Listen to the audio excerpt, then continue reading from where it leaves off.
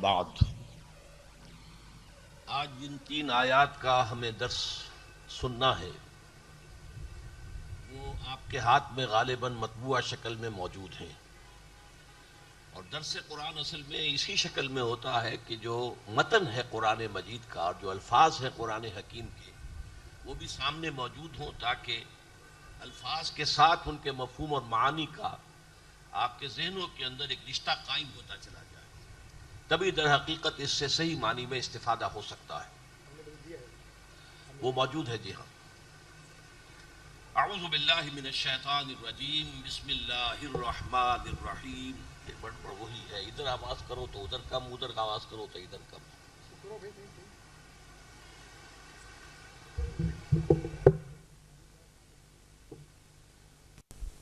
ایھا الذین آمنوا من یرتد منکم عن دینہ فسوف یأتی اللہ بقوم یحبهم ویحبونہ، صدق اللہ العظیم۔ اے ایمان کے دعوے دارو، اے ایمان والو، یا ایھا الذین آمنوا کا ترجمہ ہر شخص کے علم میں ہے، لیکن یہ بات نوٹ کر لیجئے کہ قرآن حکیم میں ان الفاظ کے ذریعے سے خطاب کیا جاتا ہے اہل ایمان کو بھی اور منافقوں کو بھی، اس لیے کہ جو منافقین تھے وہ بھی قانوناً مسلمان تھے، مسلمانوں کی جماعت میں شامل تھے، لہذا ان سے آپ پورے قرآن مجید میں، حالانکہ بڑی طویل بحثیں ان کے ساتھ جو ہیں قرآن مجید میں نقل ہوئی ہیں۔ سورہ توبہ کا تو سب سے بڑا حصہ جو ہے وہ منافقین سے متعلق ہے، سورہ نساء جس کی کے بعد کی صورت ہم پڑھ رہے ہیں اس کا بھی بہت بڑا حصہ منافقین سے متعلق ہے، لیکن کہیں ایک جگہ بھی پورے قرآن میں یا ایھا الذین نافقوا کے الفاظ نہیں آئے، اے منافقوں، یہ الفاظ پورے قرآن میں نہیں آئے، لیکن یہ ہمیں اصل میں دیکھنا ہوتا ہے کہ یا ایھا الذین آمنوا سے جو خطاب اس مقام پر ہو رہا ہے اس میں روح سکون کس کی طرف ہے۔ تو یہ ابھی تو میری طرف سے اس کو تسلیم کر لیجئے، اس کے بعد یہ بات واضح ہو کر آپ کے سامنے آ جائے گی۔ یا ایھا الذین آمنوا من یرتد منکم عن دینہ، اس کا عام ترجمہ ہوگا جو کوئی بھی مرتد ہو جائے تم میں سے تمہارے دین سے۔ ارتداد جو ہے یہ 2 طرح کا ہے، ایک یہ ہے کہ کوئی شخص اسلام کو چھوڑ کر کفر میں چلا جائے اعلانیہ طور پر، مرتد، جس کی سزا اسلامی ریاست میں قتل ہے۔ ایک ارتداد ہے باطنی، معنوی، وہ اصل میں نفاق ہے۔ اس ارتداد کو آپ سمجھ لیجئے، آپ تصور کیجئے ایک شخص کا جس کو نبی اکرم صلی اللہ علیہ وسلم کی دعوت بھلی لگی کہ بڑی صحیح باتیں ہیں، عمدہ باتیں ہیں، دل کو لگ رہی ہیں، ذہن بھی قبول کر رہا ہے، لیکن یہ کہ جب وہ قبول کر کے آگے بڑھتا ہے اور پھر قدم قدم پر اس سے قربانی کے مطالبے ہوتے ہیں، اللہ کی راہ میں خرچ کرو، اب میدان جنگ کی طرف چلو، نقد جان ہتھیلی پر رکھو، تو بہت سے لوگ ایسے ہوتے ہیں کہ جن کے قدموں میں لرزش پیدا ہو جاتی ہے۔ بہت سے لوگ ایسے بھی ہوتے ہیں کہ ہرچہ باد آباد ماں کشتی درا انداختیں، اب جو ہو سو ہو، ہم نے تو اپنی کشتی جو ہے دریا میں ڈال دی ہے، اب یہ کشتی اگر تیرے گی تو ہم تیریں گے، یہ ڈوبے گی تو ہم بھی ڈوبیں گے۔ یہ تو تھے مومنین صادقین جو ایک مرتبہ جب آ گئے ایمان کے دائرے میں تو جو قربانی دینی پڑی، جو تکلیفیں آئیں انہوں نے جھیلی، برداشت کی، اور ہر امتحان میں کامیاب ہوئے۔ لیکن کچھ ضعف ارادہ کے لوگ بھی ہوتے ہیں، عزیمت نہیں ہوتی، ہمت نہیں ہوتی، وہ دین بھی چاہتے ہیں لیکن دنیا سے بھی ہاتھ دھونے کو تیار نہیں، دنیا کا نقصان بھی انہیں گوارا نہیں ہے، چاہتے ہیں کہ آخرت بھی ملے اور دنیا بھی ہماری عیش و آرام میں گزر جائے، اس کے لیے ہمیں کوئی قربانی نہ دینی پڑے، کوئی مشقت نہ جھیلنی پڑے۔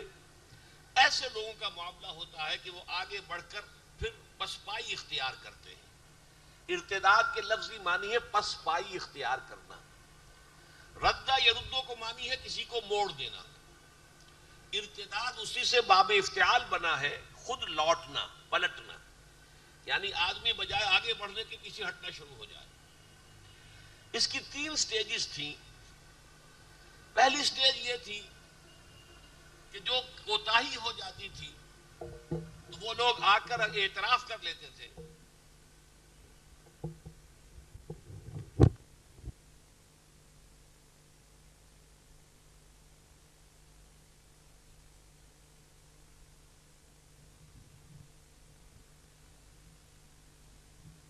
اگر کوتاہی ہو گئی اعتراف کر لیا، حضور سے آ کر درخواست کی کہ آپ اللہ سے ہمارے لیے استغفار کریں، کمزوری کا ہم سے مظاہرہ ہو گیا ہے، حضور بھی ان کو معاف کر دیتے تھے، اللہ سے استغفار بھی کرتے تھے، تو اس کو تو نفاق نہیں کہتے، یہ ضعف ایمان ہے جو کسی بہت مخلص صاحب ایمان پر بھی کبھی کسی وقت جو ہے وہ لاحق ہو سکتا ہے. جیسے کہ غزوہ تبوک کے موقع پر 3 نہایت مخلص صحابہ کا ذکر آتا ہے بڑی تفصیل کے ساتھ، بڑی لمبی حدیث ہے بخاری شریف کی، ان سے بھی خطا ہو گئی، انہوں نے آ کے اعتراف کیا، پھر انہیں اللہ کے رسول نے سزا دی، سوشل بائیکاٹ، 50 دن کا مقاطعہ. لیکن یہ کہ کچھ لوگوں کا معاملہ یہ ہوتا ہے کہ بار بار جب آ کر وہ معذرت کرتے ہیں تو اب انہیں ذرا شرم آنے لگتی ہے، اب وہ جھوٹے بہانے بنانے شروع کر دیتے ہیں. حضور میں تو بس چلنے کے لیے تیار تھا، بالکل میں نے تیاری بھی کر لی تھی، وہ اچانک میری اہلیہ بیمار ہو گئی ہے، بڑی شدید بیمار ہے اور کوئی بھی تیمارداری کرنے والا نہیں ہے، لہذا مجھے اجازت دے دیجیے. جھوٹے بہانے بنانا. جب یہ جھوٹے بہانے شروع ہوئے تو اب گویا کہ نفاق کی پہلی سٹیج کا آغاز ہو گیا. اسی لیے آپ قرآن مجید میں سورہ بقرہ کے دوسرے رکوع میں بھی، پھر سورہ منافقون میں بھی سب سے بڑا وصف جو ان کا شمار ہوتا ہے وہ جھوٹ ہے. اور بخاری اور مسلم کی جو روایات ہیں، آیت المنافق ثلاث، یا یہ کہ 4 چیزیں ایسی ہیں کہ جو کسی میں ہے تو وہ کٹر منافق ہے، ان میں بھی سب سے پہلے ہے وَإِذَا حَدَّثَ كَذَبَ، جب بات کرے جھوٹ بولے. اس کے بعد اگلی سٹیج آئی، انہوں نے دیکھا لوگ کچھ مسکرانے لگتے ہیں کہ یہ صاحب جو ہے ہر موقع پر ہی ان کے پاس کوئی عذر ہوتا ہے، کوئی نہ کوئی بہانہ ہوتا ہے، تو پھر وہ جھوٹی قسموں کے ذریعے سے وہ کسی طریقے سے اپنی بات کو باور کرانا چاہتے ہیں. اس کا ذکر بھی سورہ منافقون میں ہے، اتخذوا ایمانہم جنۃ فصدوا عن سبیل اللہ، انہوں نے اپنی قسموں کو ڈھال بنا لیا ہے اور اللہ کے راستے سے رک گئے. اس کے بعد پھر اگلی سٹیج جو تھی فائنل، یہ پہلی 2 سٹیجز ایسی ہیں جیسے ٹی بی کی 3 سٹیجز مشہور ہوتی تھی ایک زمانے میں.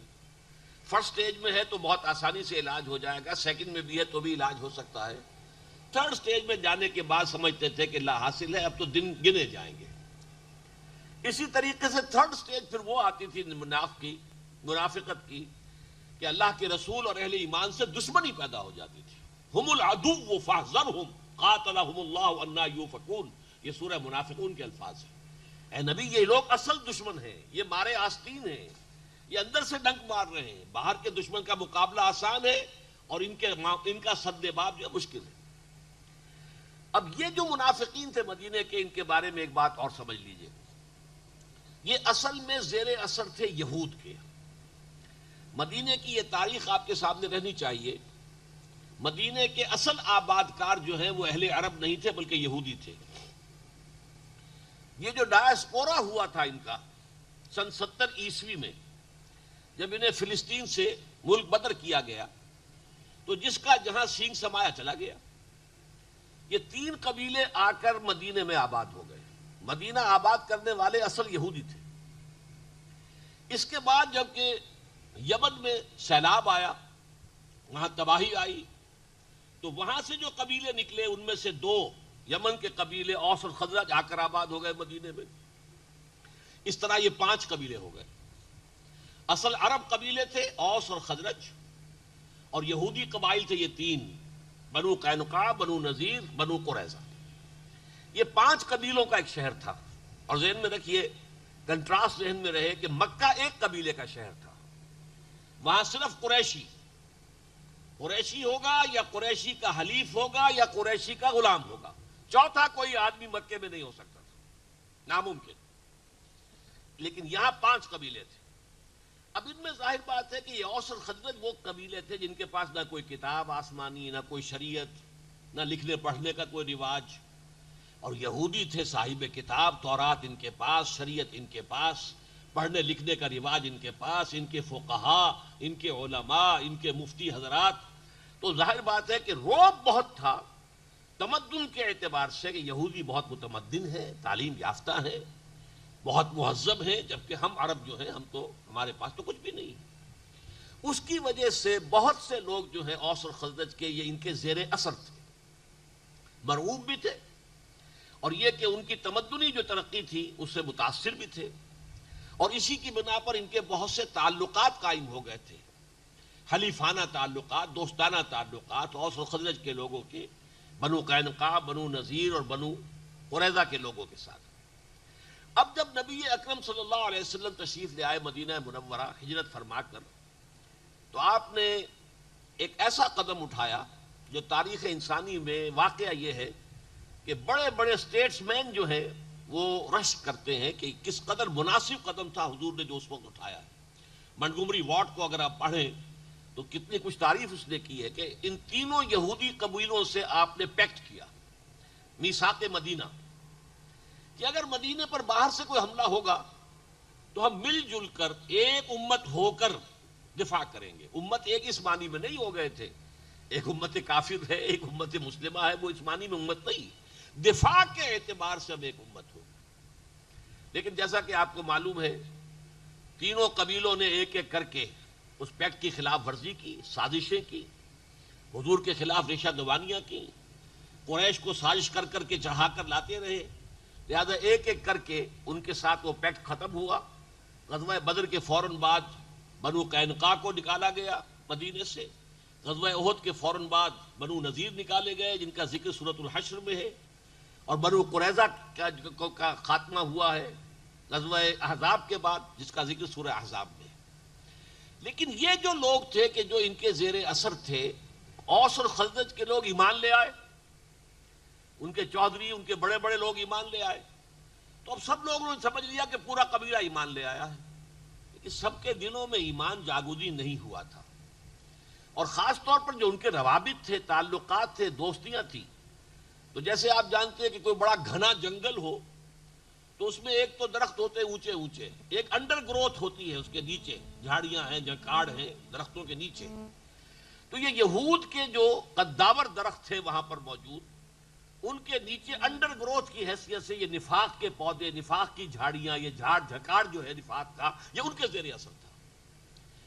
اب جب یہ کشمکش اس انتہا کو پہنچ گئی، جب یا تو ادھر یا ادھر، جیسے کہ ابھی آپ نے دیکھا کہ صدر بش نے کہا یا ہمارے دوست ہو یا دشمن، تیسری بات کوئی نہیں، تو جو جد و جہد ہو رہی تھی غلبہ دین کے لیے، جو جہاد کر رہے تھے حضور اور آپ کے صحابہ کرام رضی اللہ تعالی عنہم اجمعین وصلی اللہ علیہ وسلم، جب وہ اس کرٹیکل یعنی اسٹیج پر پہنچ گیا معاملہ کہ اب یا ادھر یا ادھر، تو ان کی جان پر بن گئی کہ ہم اپنے دوستیاں، اپنے تعلقات، اپنے ان کے ساتھ حلیفانہ روابط، ہمارے جو بھی ہے خاندانی ان کے ساتھ مراسم چلے آ رہے ہیں، یہ کیسے توڑ دیں۔ یہ ہے پس منظر اصل میں کہ جس میں یہ آیات نازل ہوئی ہیں۔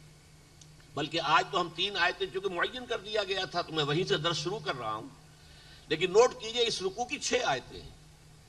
پہلی 3 آیتوں میں سے میں صرف آپ اس کو پہلا لفظ سناؤں گا، باقی اس کے بعد جو ہے اس کے بارے میں گفتگو کروں گا اختتام پر، اس لیے کہ وہ اس وقت کے حالات کے اعتبار سے قرآن مجید کی اہم ترین آیت ہے، جو اس رکوع کی پہلی آیت ہے۔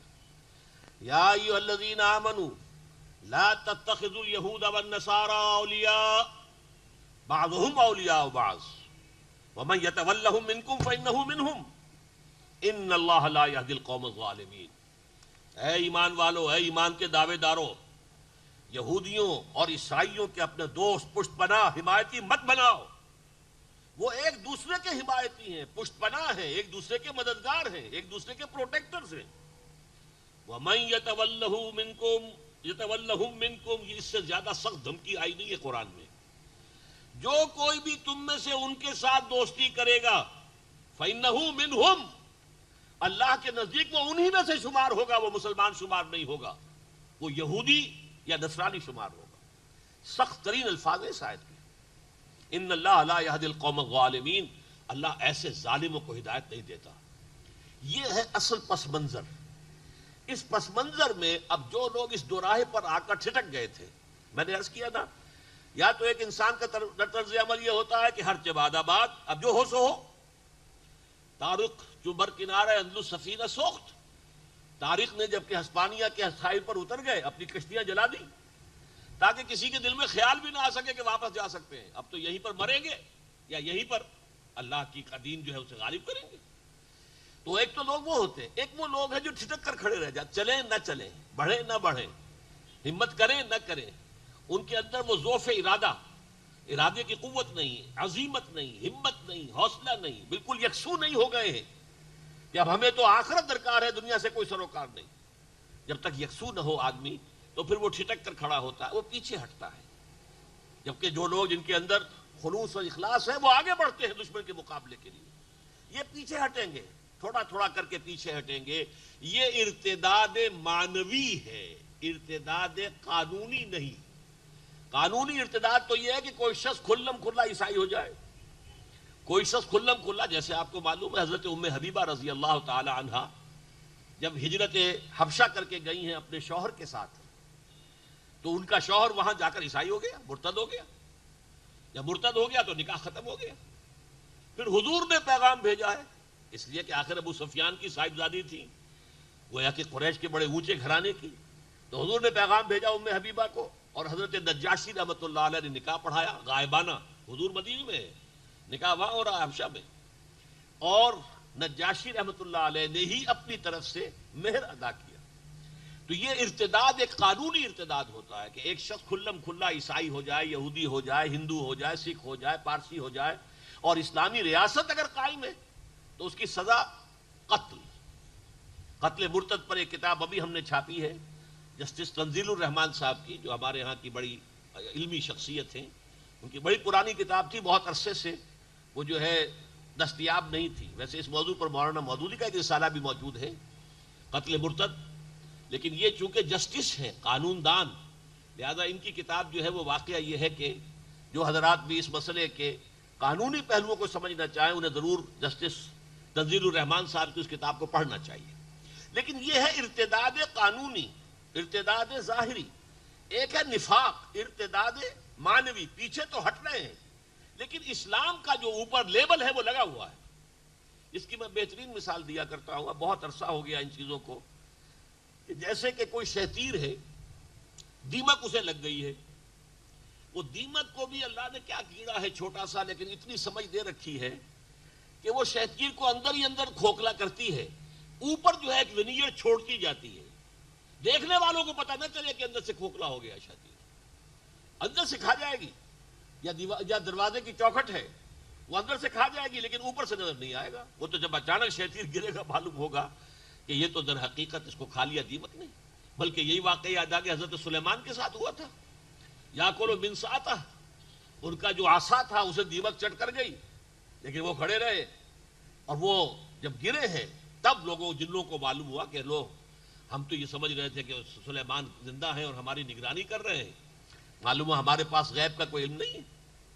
بہرحال یہ نفاق جو ہے دیمک کی طرح ہے، اندر سے ایمان کو کھوکھلا کر دیا، وہ کفر ہو گیا، جیسے سورہ منافقون میں کہا گیا ذالک بانہم آمنوا ثم کفروا فتطبع علی قلوبہم، یہ ایمان تو لائے تھے لیکن پھر انہوں نے کفر کیا ہے، اور اب ان کے دلوں کے اوپر مہر کر دی گئی ہے، اب یہ تفقہ اور اصل فہم انہیں حاصل نہیں ہو سکتا۔ تو یہ ہے کہ اندر سے کھوکھلے ہو گئے لیکن اوپر سے مسلمان ہیں، وہ ہیں جن سے خطاب ہو رہا ہے، یا ایھا الذین آمنوا من یرتد منکم عن دینہ فسوف یاتی اللہ بقوم یحبہم ویحبونہ۔ اس میں ایک اللہ تعالیٰ کی شان بے نیازی ہے، اللہ عن قریب ایسے لوگوں کو لے آئے گا جن سے وہ محبت کرے گا اور وہ اس سے محبت کریں گے۔ یعنی تم یہ نہ سمجھو کہ یہ سائبان تمہارے اٹھائے ہوئے اٹھا ہوا ہے، تم اگر ہٹ جاؤ گے تو یہ گر جائے گا، نہیں، اللہ کا دین ہے، اللہ تمہیں ہٹائے گا کسی اور کو لے آئے گا، تم مردود ہو جاؤ گے، راندہ درگاہ حق ہو جاؤ گے، جیسے کہ سورہ محمد کی آیت میں فرمایا گیا ان تتولوا یستبدل قوما غیرکم، ہم نے تمہیں چنا ہے، هو اجتباکم، تمہیں پسند کر لیا ہے، تمہیں اونچا رتبہ دیا ہے، لیکن اگر تم پیٹھ دکھا دو گے ہم تمہیں ہٹائیں گے، کسی اور قوم کو لے آئیں گے، ہماری قوت تخلیق ختم تو نہیں ہو گئی۔ اسی طریقے سے فرمایا کہ اگر تم یہ راستہ چھوڑ دو گے، اللہ اور اس کے رسول کی مدد نہیں کرو گے، دین کے لیے سرفروشی، جانفشانی، قربانی کا معاملہ نہیں کرو گے، تو اللہ اوروں کو لے آئے گا تمہاری جگہ۔ فسوف یاتی اللہ بقوم، ایسے لوگوں کو لے آئے گا اب یہاں جو الفاظ آئے ہیں اور یہ تین اعتبارات سے یہ ہے اصل میں جس کے لیے ہمارے ساتھیوں نے آج اس درس کے لیے ان آیات کو منتخب کیا ہے. یہ مقام اس اعتبار سے بہت پیارا مقام ہے. اس میں تین ڈائمنشن سے اللہ کی محبوب شخصیتوں کے کردار کا جائزہ لیا گیا. پہلی ڈائمنشن کیا ہے؟ اللہ ان سے محبت کرے گا، وہ اس سے محبت کریں گے. اب یہ نہایت پیارا انداز ہے، پورے قرآن مجید میں منفرد ہے یہ مقام، اس لیے کہ اللہ اور اہل ایمان کی محبت کا ذکر تو قرآن میں ہے بہت جگہ. ان اللہ یحب المحسنین، اللہ محسنین کو پسند کرتا ہے. ان اللہ یحب الذین یقاتلون فی سبیلہ صفا کانہم بنیان مرصوص، اللہ کو اپنے ان بندوں سے محبت ہے جو اس کی راہ میں جنگ کرتے ہیں صفے باندھ کر گویا کہ سیسا پلائی ہوئی دیوار ہے. اسی طرح والذین آمنوا اشد حبا للہ، جو واقعتاً صاحب ایمان ہے ان کی شدید ترین محبت اللہ کے ساتھ ہوتی ہے. تو علیحدہ علیحدہ اللہ کی محبت اہل ایمان کے لیے اور اہل ایمان کی محبت اللہ کے لیے، یہ تو مختلف مقامات پر مل جائے گی. لیکن جس انداز میں نہایت دل آویز انداز میں یہاں بات آئی ہے، یہ محب اور محبوب کو بیک وقت جو سامنے لایا گیا ہے، یحبہم و یحبونہ، ان کا پہلا وصف یہ ہوگا کہ اللہ ان سے محبت کرے گا. یہ بات بڑی عجیب ہے. اصل میں اس کے اندر ایک بڑا گہرا رمز جو ہے وہ پوشیدہ ہے. دیکھیے، اگر کہ اللہ تعالیٰ نے ہمیں ہدایت دی، یہ راستہ غلط ہے، یہ راستہ صحیح ہے، تمہارا اختیار ہے، تم صحیح راستہ اختیار کرو یا غلط راستہ اختیار کرو، ہم نے تمہیں بتا دیا ہے. انا ہدیناہ السبیل اما شاکرا و اما کفورا، راستہ ہم نے دکھا دیا، تمہارا اختیار ہے، تم شکر گزار بندے بنو یا ناشکرے بن جاؤ. لیکن یہ ہمارا چوائس جو ہے، اس میں بھی اللہ تعالیٰ کے فضل اور عنایت کا دخل ہوتا ہے. اگر میں چوز کرتا ہوں کہ میں اللہ ہی کے راستے پر چلوں گا تو یہ بھی اللہ کے فضل کے بغیر ممکن نہیں ہے، اس میں بھی اللہ کی عنایت ہوتی ہے. محبت پہلے اللہ کی طرف سے آتی ہے. اسی کو کہا جاتا ہے کہ ایک تو ہوتے سالک مجذوب، ایک ہوتے مجذوب سالک. کچھ لوگ ایسے ہوتے ہیں جنہیں اللہ اپنی طرف کھینچ لیتا ہے. اللہ یجتبی الیہ من یشاء، اللہ جس کو چاہتا ہے اپنی طرف کھینچ لیتا ہے. اب حضرت عمر تو نکلے تھے حضور کو قتل کرنے کے ارادے سے، اللہ نے زبردستی کدھر جا رہے ہو ادھر آؤ بھیا، اور وہ اپنی وہ تلوار ننگی جو حضور کے قتل کرنے کے ارادے سے ننگی لے کے تلوار جا رہے تھے، اسے گلے میں حمائل کر کے غلاموں کی طرح حاضر ہو گئے. تو وہاں اجتباع پہلے ہوا ہے، ہدایت بعد میں آئی ہے. اور بعض لوگ وہ ہوتے ہیں جن کو سالک مجذوب کہتے ہیں، جو لوگ خود چلتے ہیں قدم بقدم اللہ کی طرف، اور پھر اللہ انہیں اپنی طرف کھینچ بھی لیتا ہے بعد میں. لیکن پہلے ان کی عمل کی جد و جہد ہوتی ہے. ایک وہ ہوتے ہیں جنہیں اللہ کھینچ لیتا ہے، جس کو چاہے اس کی پسند ہے. تو یہ وہ لوگ ہیں جن کو اللہ کھینچ لیتا ہے. یہ سورہ حج کی آخری آیت میں بھی هو اجتباکم، اللہ نے تمہیں چن لیا ہے، پسند کر لیا ہے. یہ اللہ کا فضل سمجھو. اور اس کا پھر عکس کیا ہوگا؟ یحبونہ، وہ اس سے محبت کریں گے. یہ میں بھی آیت آپ کو سنا چکا ہوں سورہ بقرہ کی، والذین آمنوا اشد حبا للہ. ایمان کی یہ ڈیفینیشن جو ہے یہ بہت کم لوگوں کے سامنے ہے. اہل ایمان تو حقیقت میں وہ ہیں کہ جو شدید ترین محبت اللہ سے کرتے ہیں. کوئی محبت ان کے دل کے سنگھاسن پر اللہ کی محبت کے برابر براجمان نہیں ہو سکتی. اس کے بالا ہو جانا تو گویا کہ یوں سمجھیے قیامت ہے، برابر بھی نہیں. اللہ بڑا غیور ہے. بڑا پیارا شعر ہے حضرت مجذوب کا رحمت اللہ علیہ، ہر تمنا دل سے رخصت ہو گئی، اب تو آجا اب تو خلوت ہو گئی. اللہ دل میں آتا ہے بندہ مومن کے جبکہ دل خالی ہو چکا ہو، ہر محبت سے خالی ہو چکا ہو، تب محبت خداوندی ڈیرا جماتی. یہ معاملہ جو ہے یحبون اشد حبا للہ، اسی کو پھر سورہ توبہ کے اندر آپ کو معلوم ہے کس قدر سخت آیت ہے. قل ان کان آباؤکم وابناؤکم واخوانکم وازواجکم وعشیرتکم واموال اقترفتموها وتجارۃ تخشون کسادها ومساکن ترضونها احب الیکم من اللہ ورسولہ وجہاد فی سبیلہ فتربصوا حتی یاتی اللہ بامرہ واللہ لا یہدی القوم الظالمین. اے نبی ان سے کہہ دیجئے اگر تمہیں اپنے باپ، اپنے بیٹے، اپنے بھائی، اپنی بیویاں یا بیویوں کے لیے شوہر اور اپنی رشتہ دار اور وہ مال جو تم نے بڑی محنت سے جمع کیے ہیں، وہ بلڈنگیں جو تم نے بنائی ہیں، محلات بنائے ہیں، تمہیں پسند ہے، وہ کاروبار جس میں کساد کا تمہیں اندیشہ رہتا ہے، اگر یہ 8 چیزیں زیادہ محبوب ہیں اللہ سے اور اس کے رسول سے اور اللہ کی راہ میں جہاد سے جاؤ، دفاع ہو جاؤ، انتظار کرو یہاں تک کہ اللہ اپنا فیصلہ سنا دے. اور اللہ کا فیصلہ اٹل کیا ہے؟ اللہ ایسے ظالموں کو ہدایت نہیں دیتا، ایسے فاسقوں کو ہدایت نہیں دیتا. جب تک توحید فی المحبت نہیں آ جائے گی. ایک ہے عقیدے کی توحید، اللہ ایک ہے، اللہ کی صفات میں کوئی اس کے ساتھ شریک نہیں ہے، یہ عقیدہ ہے. ایک ہے عملی توحید، محبوب ترین ہستی اللہ بن جائے، کوئی اور شے اس کے برابر محبوب نہ ہو. یہ توحید فی المحبہ، محبت میں توحید اللہ کی. اللہ یہ نہیں کہتا کہ ساری محبتیں ختم کر دیں، تابع کر دو. اولاد کی محبت اللہ کی محبت کے تابع رہے، والدین کی محبت اولاد اللہ کی محبت کے تابع رہے. تین محبتیں بالا ترین رہے، اللہ کی محبت، رسول کی محبت اور اللہ کی راہ میں جہاد کی محبت. بہرحال یہاں فرمایا پہلا ان کا وصف، پہلی ڈائمنشن کیا ہے؟ یحبہم، اللہ ان سے محبت کرے گا، ویحبونہ، اور وہ اللہ سے محبت کرے گا. دوسری ڈائمنشن، اب اللہ کے ساتھ تعلق تو یہ ہو گیا محبوبیت کا، محب اور محبوب. اب یہ انسانوں کے ساتھ تعلق، وہ اس کے ڈائمنشن کیا ہے؟ اذلۃ علی المؤمنین اعزۃ علی الکافرین. اہل ایمان کے حق میں بہت نرم، بہت ہی متواضع، جھک جانے والے اہل ایمان کے لیے. اذلہ کا لفظ آتا ہے کمزور کے لیے. عربی زبان میں ذلت جو ہے، اردو کے اندر تو ذلیل کے معنی کچھ اور ہو جاتے ہیں، کمینگی کا مفہوم آ جاتا ہے. عربی میں یہ معنی نہیں ہے، بلکہ ذلیل کے معنی کمزور کے ہیں. تو آپ جو ہے اہل ایمان کے سامنے تو کمزوری ثابت کریں. اچھا بھائی جو بات آپ کہہ رہے ہیں مانتا ہوں، اچھا بھائی جو بھی آپ کو چاہیے میں اپنے امکانی حد تک آپ کے ساتھ تعاون کروں گا. گویا کہ معلوم ہو کہ ان کے اندر رحمت ہے، شفقت ہے، محبت ہے، رافت ہے اہل ایمان کے حق میں. عزت علی الکافرین، کافروں کے حق میں سخت، بھاری. اس کو کہا علامہ اقبال نے، ہو حلقہ یاراں تو بریشم کی طرح نرم، اور رزم حق و باطل ہو تو فولاد ہے مومن. معلوم ہے کہ اس شخص کے اندر تو انگلی دھسائی نہیں جا سکتی، کسی محبت کا واسطہ کام نہیں دے رہا. ماں رو رہی ہے کہ بیٹے چھوڑو اس محمد کے دین کو، آؤ میری طرف واپس. لیکن ماں کو چھوڑ کر جا رہا ہے بیٹا. مصعب بن عمیر ماں کو چھوڑ کر نکلا ہے کہ نہیں نکلا؟ نکلے ہیں.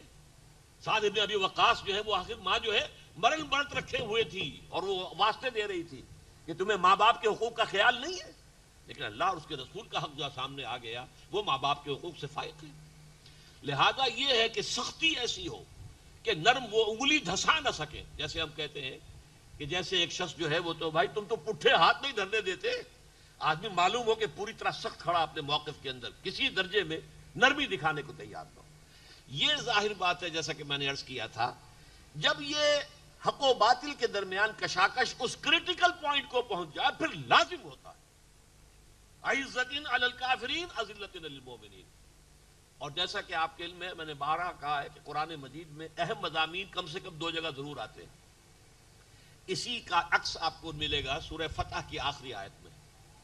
محمد الرسول اللہ والذین معہ اشداء علی الکفار رحماء بینہم.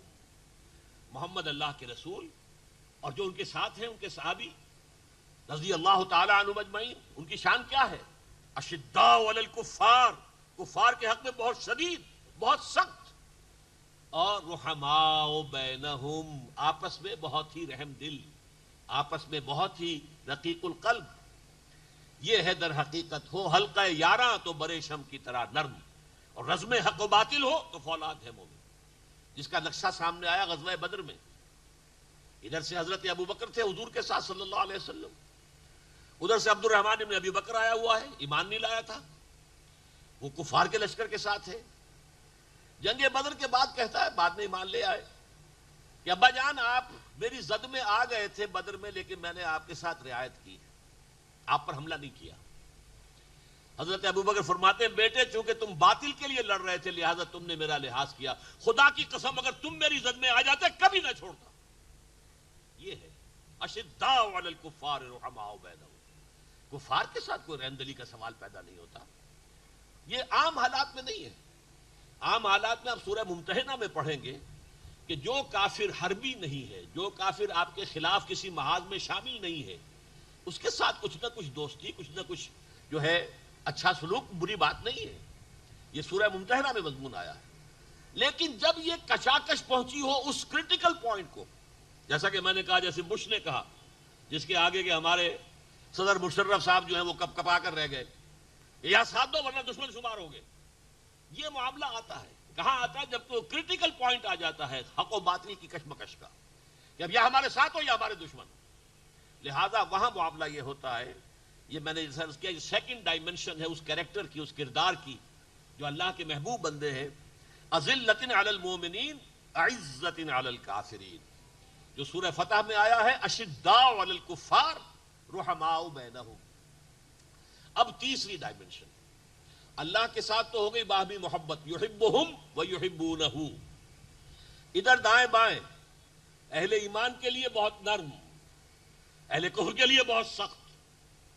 اب تیسری ڈائمنشن، یجاہدون فی سبیل اللہ، جہاد کرتے ہیں اللہ کی راہ میں، ولا یخافون لومۃ لائم، اور کسی ملامت کرنے والے کی ملامت کا کوئی خوف نہیں کرتے.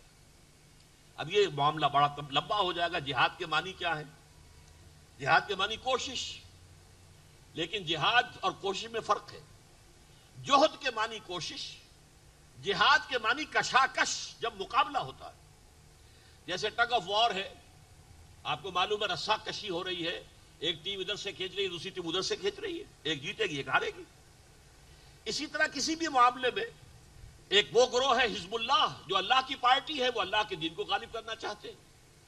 دوسری حزب الشیطان مقابلے میں موجود ہے، وہ شرک اور کفر کے لیے زور لگا رہے ہیں. ابو جہل جو ہے ان کا لیڈر ہے، ان کے درمیان تو کشاکش ہوگی کہ نہیں ہوگی. یہ ہے جہاد. اب اس جہاد کے مختلف مراحل ہیں.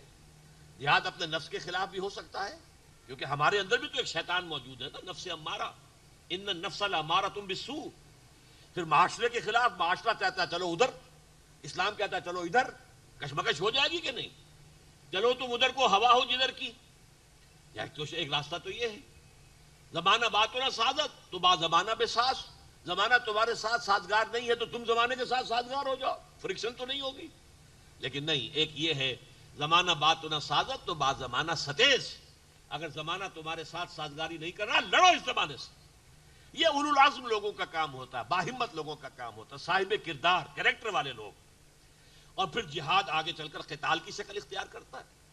اس میں ظاہر بات ہے کہ ہتھیلی پر جان لے کر ہی میدان میں آدمی نکلتا ہے نا. وہ تو نکل کے واپس آ گئے تو سمجھیے بونس ہے، ورنہ جو شخص بھی جنگ میں گیا ہے وہ رسک لے کر جا رہا ہے اپنی جان کا. تو یجاہدون فی سبیل اللہ ولا یخافون لومۃ لائم، اور وہ کسی ملامت کرنے والے کی ملامت سے نہیں ڈرتے. اس کے کیا معنی ہے؟ دیکھیے، اللہ کی راہ میں جہاد جو بھی کریں گے اور جو بھی اپنا رخ کر لیں، انی وجہت وجہی للذی فطر السماوات والارض حنیفا، اور جو کہہ دیں گے ان صلاتی و نسکی و محیایا و مماتی للہ رب العالمین، اب ان کو دو طرح کی مخالفتیں پیش آئیں گی. ایک تو معاندین ہوں گے، وہ کہیں گے دماغ خراب ہو گیا، پاگل ہو گئے ہیں، یہ دقیانوسی لوگ ہیں، یہ فلاں ہیں، یہ فلاں ہیں، ان کے خلاف وہ زور لگا رہے ہیں. ایک ہوتے ہیں جو محبت بھرے انداز میں، بڑے بزرگانہ انداز میں، بڑے خیر خواہانہ انداز میں، بڑے ناصحانہ انداز میں، بھائی دیکھو ذرا اپنے مستقبل کی فکر بھی کرو، اپنے بچوں کا بھی خیال کرو. تمہاری بیٹیاں ان کے ہاتھ بھی پیلے کرنے کے نہیں، تم تو ہما وقت لگ گئے ہو، تمہیں دنیا کا خیال ہی نہیں رہا.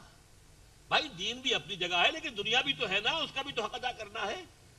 یہ ہوتی ہے نصیحت ناصحانہ انداز میں. اس کو کہتے ہیں ملامت. وہ تو مخالفت تو ہے ہی ہے جس کی ہے، لیکن یہ بڑا سٹل انداز ہوتا ہے. اس کا ذکر جو ہے سورہ عنکبوت کے پہلے رکوع میں ہے. وقال الذين كفروا للذين آمنوا اتبعوا سبيلنا ولنحمل خطاياكم وما هم بحاملين من خطاياهم من شيء. وہ جو نوجوان اہل ایمان تھے حضور کے ساتھی بنے، ان کے بزرگ لوگ انہیں کہتے تھے کہ بھائی جو راستہ ہمارا ہے اسی پر چلو، اور تم سمجھتے ہو کہ یہ راستہ غلط ہے، اللہ کے ہاں تمہاری پکڑ ہو جائے گی، ہم ذمہ دار ہیں.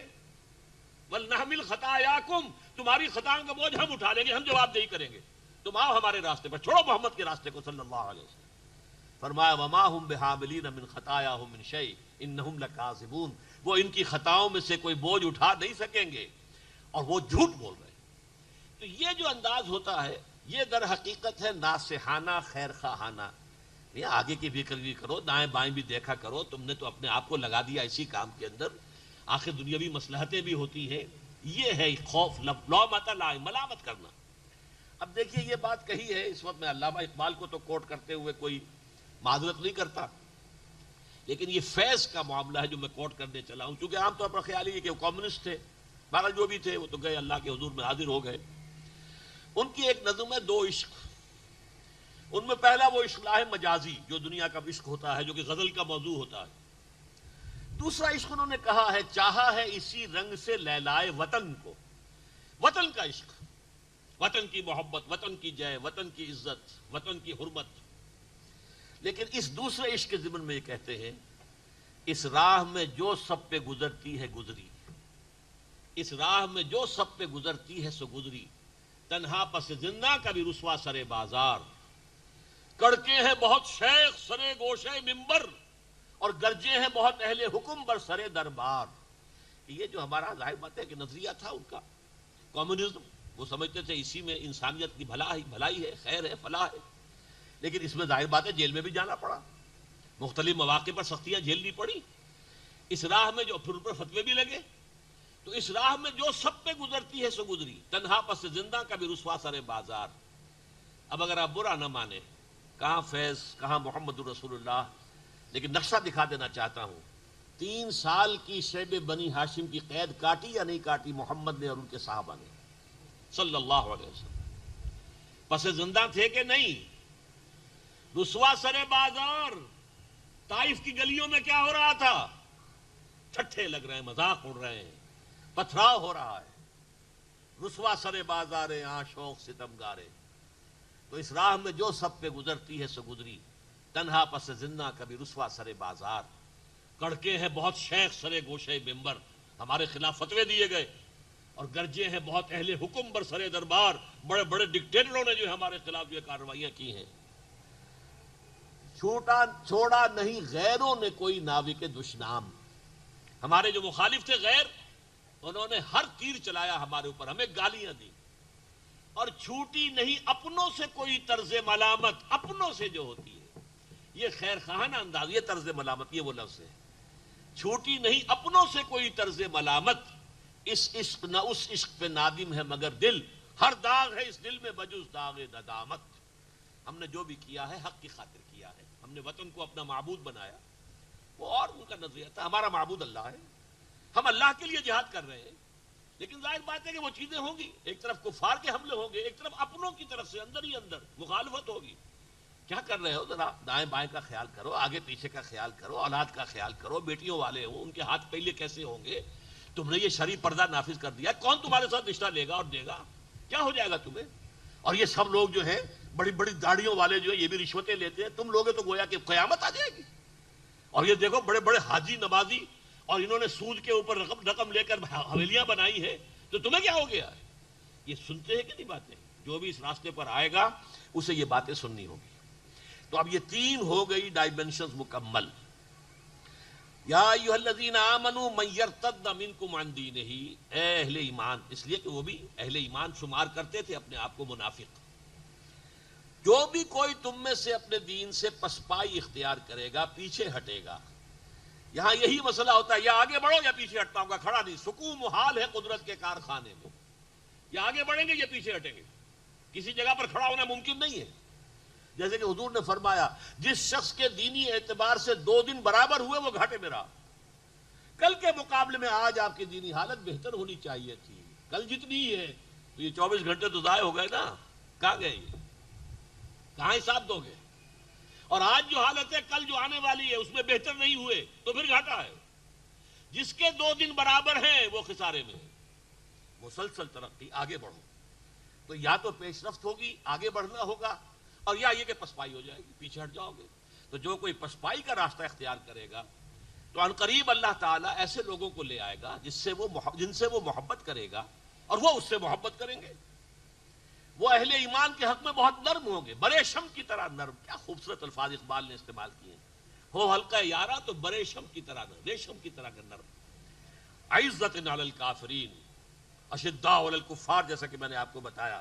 رزم حق و باطل ہو تو فولاد ہے مومن. اور تھرڈ ڈائمنشن یجاہدون فی سبیل اللہ، وہ جہاد کریں گے اللہ کی راہ میں، ولا یخافون لومۃ لائم، اور کسی ملامت کرنے والے کی کسی ملامت کا کوئی اثر قبول نہیں کرے. یہ ہے کردار اللہ کے محبوب بندوں کا. اب اگر دل میں کوئی ہوک سی اٹھی ہو کہ اللہ ہمیں یہ اختیار کرنے کی توفیق دے دے، تب تو یہ کہ میرا یہ بیان کرنا بھی مفید، آپ کا سننا بھی مفید. اور اگر یہ دل میں آرزو نہیں پیدا ہو رہی کہ اللہ تعالی ہمیں بھی ان میں شامل کر دے، اللہم ربنا اجعلنا منہم، اللہم ربنا اجعلنا منہم، اللہم ربنا اجعلنا منہم. اے اللہ ہم سے محبت فرما اور ہمارے دلوں میں اپنی محبت کو سب سے بالا تر کر دے، اور اے اللہ ہمیں یہ طرز عمل اختیار کرنے کی توفیق دے اہل ایمان کے حق میں بہت نرم چارہ اور کفار کے مقابلے میں سخت. اور اللہ ہمیں ہم توفیق دے، ہم جہاد کریں تیرے راستے میں، کھپائیں اس میں اپنی جانیں اور مال، اور نہ کسی مخالفین کی مخالفت کی پرواہ کرے اور نہ کسی اپنے ناصحین کی جو اس نوع کی نصیحتیں ہیں ان پر کان دھرے. فرمایا ذالک فضل اللہ یؤتیہ من یشاء. دیکھیے بہت پیارے الفاظ ہیں یہ اللہ کا فضل ہے، وہ دیتا ہے جس کو چاہتا ہے. اس لیے کہ فضل کسے کہتے ہیں؟ فضل کہتے ہیں بغیر استحقاق کوئی شے ملے. ایک ہوتی اجرت یا اجر، ایک کام آپ نے کیا اس کا اجر مل رہا ہے آپ کو، ایک مزدوری آپ نے کی اس کی اجرت مل رہی ہے. یہ ہے بقدر جو محنت اور بقدر مشقت جو ہے وہ آپ کو اجرت یا اجر ملے گا. فضل جو ہے بلا استحقاق. سادہ ترین مثال یہ ہے کہ آپ نے کسی معمار کو اپنے ہاں کسی مرمت کے کام پہ لگایا تھا، فرض کیجئے 100 روپے 150 روپے اس کی دہاڑی طے تھی. آپ نے دن میں نوٹ کیا کہ بہت محنت سے شخص نے کام کیا، دل لگا کے کام کیا. اس نے یہ نہیں دیکھا کہ کوئی مجھے دیکھ رہا ہو تبھی کام کروں، نہیں، بلکہ وہ اپنی دھن کے اندر. تو آپ اس کو کہتے ہیں بھائی 150 تو تمہاری وہ دہاڑی اور یہ 20 روپے میری طرف سے. اور یہ فضل ہے، یہ فضل ہے، اضافی شے. تو ذالک فضل اللہ یؤتیہ من یشاء. یہ اللہ کا فضل ہے، جسے چاہتا دیتا ہے. ہر شخص کے لیے نہیں ہے یہ. اللہ سے واسألوا اللہ فضلہ، اللہ سے اس کا فضل تلاش کرو، مانگو اللہ سے فضل مانگو اللہ کا. تو اس حوالے سے ہمیں اللہ تعالیٰ سے دعا کرنی چاہیے. اللہم انی اسألک من فضلک. آپ کو معلوم ہے نماز کے لیے مسجد میں داخل ہو تو کیا پڑھتے ہیں؟ اللہم افتح لی ابواب رحمتک، اور نکلتے ہیں اللہم انی اسألک من فضلک. یہ فضل کا جو ہم سوال کرتے ہیں، اللہ سے دعا کرتے ہیں اللہ ہمیں فضل دے. ذالک فضل اللہ یؤتیہ من یشاء. اب کہیں ایسا خیال نہ ہو جائے کہ یہ تو کروڑوں انسان ہیں، اللہ تعالیٰ کا فضل کتنا ہوگا جو سب کو بانٹ دے. وہ فرمایا واللہ واسع علیم. اللہ بہت کشادگی والا ہے، اس کی وسعتوں کا تمہیں اندازہ نہیں ہے، اس کے خزانوں کے اتھاہ ہیں. واسع علیم، لیکن علیم بھی ہے. یؤتی کل ذی فضل فضلہ. وہ دیکھتا ہے کون حقدار ہے فضل کا، اسے دیتا ہے. فضل کا بھی حقدار ہونا پڑتا ہے، کسی درجے میں اپنے آپ کو مستحق بنانا پڑتا ہے. یؤتی کل ذی فضل فضلہ. وہ فضل عطا کرتا ہے صاحب فضل کو، لیکن اس میں اس کا چوائس ہے. علیم ہے، کون جو ہے واقعتاً اس کی قدر کر سکتا ہے، کون ہے کہ جو اس کا حق ادا کر سکتا ہے، کون ہے کہ جو اللہ تعالیٰ کی طرف سے اس انعام و اکرام کا حق ادا کر سکتا ہے. واللہ واسع علیم. اب دیکھیے اگلی آیت، اور اس کے لیے جو میں نے پس منظر آپ کو پہلے بتا دیا تو اب ایک ایک لفظ خود بول رہا ہے. انما ولیکم اللہ ورسولہ. دیکھو مسلمانوں، یہ تمہاری رشتہ داریاں دوستیاں یہ نہیں. تمہارا ولی، تمہارا پشت پناہ، تمہارا مددگار، تمہارا حمایتی، تمہارا دوست تو یا تو اللہ ہے، ورسولہ، اور اس کا رسول ہے، والذین آمنوا، اور اہل ایمان. تمہاری دوستی ان تین کے ساتھ محدود ہو جانی چاہیے. دیکھیے جسے کہتے ہیں نا کسی کے ساتھ کو اچھا سلوک کر دینا، وہ کسی کافر کے لیے بھی جیسا کہ میں نے کہا برا نہیں ہے. اگر وہ حربی نہیں ہے، آپ کے خلاف ایکٹیو نہیں ہے، آپ کے خلاف کسی اتحاد میں شامل نہیں ہے، وہ جس کو تظاہرہ کہا گیا قرآن مجید میں کہ انہوں نے لم یظاہروا علیکم، کسی کے ساتھ جو ہے گٹھ جوڑ نہیں کیا تمہارے خلاف، اس کے ساتھ کو اچھا سلوک بھی کرو، کوئی حرج نہیں. لیکن دلی محبت اور بھروسہ اور حمایت یہ اللہ اور اس کے رسول اور اہل ایمان کے سوا کسی کے ساتھ نہیں. یہ کارڈینل پرنسپل ہے، جان لیجئے. دلی محبت نہیں ہوگی چاہے باپ ہو. میں بھی آپ کو آیت وہ سنا دوں گا. چاہے باپ ہو، بیٹے ہو، بھائی ہو، کوئی ہو. یہ اتنا اہم معاملہ ہے، اس لیے کہ اسی پر تو سارا دار و مدار ہے. میں اب یہاں ذرا ایک بات کہہ دوں، بعض حضرات کی شاید اچھی نہ لگے. کام ہو رہے ہوتے ہیں، کوئی دینی کام ہی ہے، تحریک ہے، لوگ بات سمجھ بھی لیتے ہیں کہ یہ راستے غلط پر پڑ گئے، ہم راستہ ہم نے چھوڑ دیا، اصل ہماری قیادت غلط رخ موڑ گئی ہے. لیکن چھوڑ کیسے دیں؟ ہماری تو دوستیاں ہیں، ہمارے تعلقات ہیں، ہمارے کاروباری معاملات ہیں، ہماری رشتہ داریاں ہیں، کیسے چھوڑ دیں؟ جیسے سورہ عنکبوت میں کہا گیا مودۃ بینکم فی الحیات الدنیا، دنیا کی زندگی میں تمہاری باہمی جو محبتیں ہیں وہ تمہیں روکے ہوئے ہیں، ورنہ تمہیں معلوم ہے کہ یہ بت پرستی کیا مانی دار ہے، جس کی کوئی حقیقت ہی نہیں ہوتا ہے. یہ دوستیاں، یہ محبتیں، یہ حلیفانہ تعلقات معمولی نہیں ہوتے. ان کو چھوڑنا، ان کو کاٹنا آسان کام نہیں ہوتا. تو اس کی اہمیت ان آیات سے سمجھیے. انما ولیکم اللہ، دیکھو تمہارا اصل ولی تو اللہ ہے، مددگار، پشت پناہ، ہمدرد، تمہاری پشت پناہی کرنے والا، نصرت دینے والا. ورسولہ، پھر تمہاری ولایت اور دوستی اور خلوص اور اخلاص سب سے بڑھ کر رسول کے ساتھ. والذین آمنوا، اور پھر اہل ایمان. اب الذین آمنوا کی ذرا شرح کی ہے. کون ہے وہ آمنو؟ الذین یقیمون الصلاۃ، جو نماز قائم کرتے ہیں سب سے پہلے. اب یہ ایک اور اعتبار سے یہ تین چیزیں آ رہی ہیں یہاں پر. پہلے وہ تین ڈائمنشنز، یحبہم ویحبونہ، اذلۃ علی الکافرین، اذلۃ علی المسلمین، عزۃ علی الکافرین، یجاہدون فی اللہ ولا یخافون لومۃ لائم. اس کے بعد اب یہ تین باتیں آ رہی. یقیمون الصلاۃ ویؤتون الزکاۃ وہم راکعون، جو نماز قائم کرتے ہیں، زکوٰۃ ادا کرتے ہیں اور جھکتے ہیں. یہ جو ترجمہ ہے اس میں بس مجھے کچھ کہنے کی اجازت مانگ رہا ہوں. عام طور پر اس بات کو سمجھا نہیں گیا، مترجمین نے صحیح سمجھا نہیں. وہم راکعون، اور وہ رکوع کرتے ہیں. بھائی رکوع کیا نماز پہلے آ گیا تو رکوع تو اس کے بعد تو کیا؟ پہلے تو رکوع کا ذکر ہو تو بات سمجھ میں آتی ہے. جیسے سورہ حج کی آخری آیت سے پہلی آیت ہے یا ایھا الذین آمنوا ارکعوا واسجدوا واعبدوا ربکم وافعلوا الخیر. وہاں رکوع ہے، سجود ہے. لیکن یہاں نماز جب آ گئی تو رکوع کا ذکر. یہ رکوع نہیں ہے، جھک کر. کیا معنی ہے اس کے؟ بڑے گہرے معنی ہے. دیکھیے پہلا بس ان کا یہ نماز قائم کرتے ہیں، اس کی تفصیل میں جانے کی ضرورت نہیں. دوسرا زکوٰۃ دیتے ہیں اور دیتے ہیں جھک کر. ایک یہ ہے زکوٰۃ خیرات کے طور پر آپ دے رہے ہیں تو آپ کی گردن اکڑی ہوتی ہے. حدیث میں بھی آیا ہے الید العلیٰ خیر من الید السفلیٰ، جو ہاتھ اوپر ہوتا ہے دینے والا وہ بہتر ہے اس سے جو نیچے ہے لینے والے سے. اس وقت ہوتا ہے خیال میں کوئی کام کر رہا ہوں، خیر کر رہا ہوں، بھلا کر رہا ہوں، مجھے اللہ نے توفیق نہیں چلی اسی اعتبار سے صحیح، لیکن ایک احساس ہوتا ہے. لیکن یہ معاملہ کیا ہے اصل میں؟ قرآن مجید میں جو دو رکوع انفاق فی سبیل اللہ پر سب سے اہم آئے ہیں، پورے قرآن مجید میں سب سے زیادہ جو ہے وہ چیزیں آئی ہیں 36ویں اور 37ویں رکوع سورہ بقرہ کی. اس میں فرمایا انفاق کا سب سے بڑھ کر جو شخص مستحق ہے وہ کون ہے؟ بھکاری نہیں، سوالی نہیں، سب سے بڑھ کر للفقراء الذین احصروا فی سبیل اللہ، وہ تنگ دست لوگ جو اللہ کی راہ میں گھر گئے ہیں، جنہوں نے اللہ کے دین کی جد و جہد ہماتن اپنے آپ کو اس میں لگا دیا. ہما وقت تھے کہ نہیں؟ اصحاب صفہ کوئی کاروبار نہیں کر رہے، حضور کے پاس بیٹھے ہوئے ہیں صبح سے لے کر شام تک، جو بھی علم و حکمت کی باتیں سیکھ رہے ہیں. اور پھر وہی لوگ تھے جنہیں حضور نے کہیں 70 بھیج دیے، جاؤ وہاں تبلیغ کے لیے جاؤ، جو سب کے سب شہید کر دیے گئے. آخر تھے کہ نہیں؟ وہ کوئی کاروبار نہیں کرتے تھے. یا ایسے لوگ بھی تھے کہ جنہوں نے اپنے آپ کو ہمتن دین کے لیے لگا دیا اور دنیا کے لیے کچھ بھی نہیں کیا. حالانکہ وہ اصحاب صفہ میں سے نہیں ہے. ابو ذر غفاری کون تھے؟ مقداد کون تھے؟ یہ جو فقراء صحابہ ہیں یہ ہمتن کارکن تھے. جیسے آج کل ہم جماعتوں میں کہتے ہیں بھائی یہ تو ہمہ وقت کارکن ہے، لیکن ہمہ وقت کارکن کو ہم کیا کرتے ہیں؟ تنخواہ دیتے ہیں. وہاں تنخواہ کوئی نہیں تھی.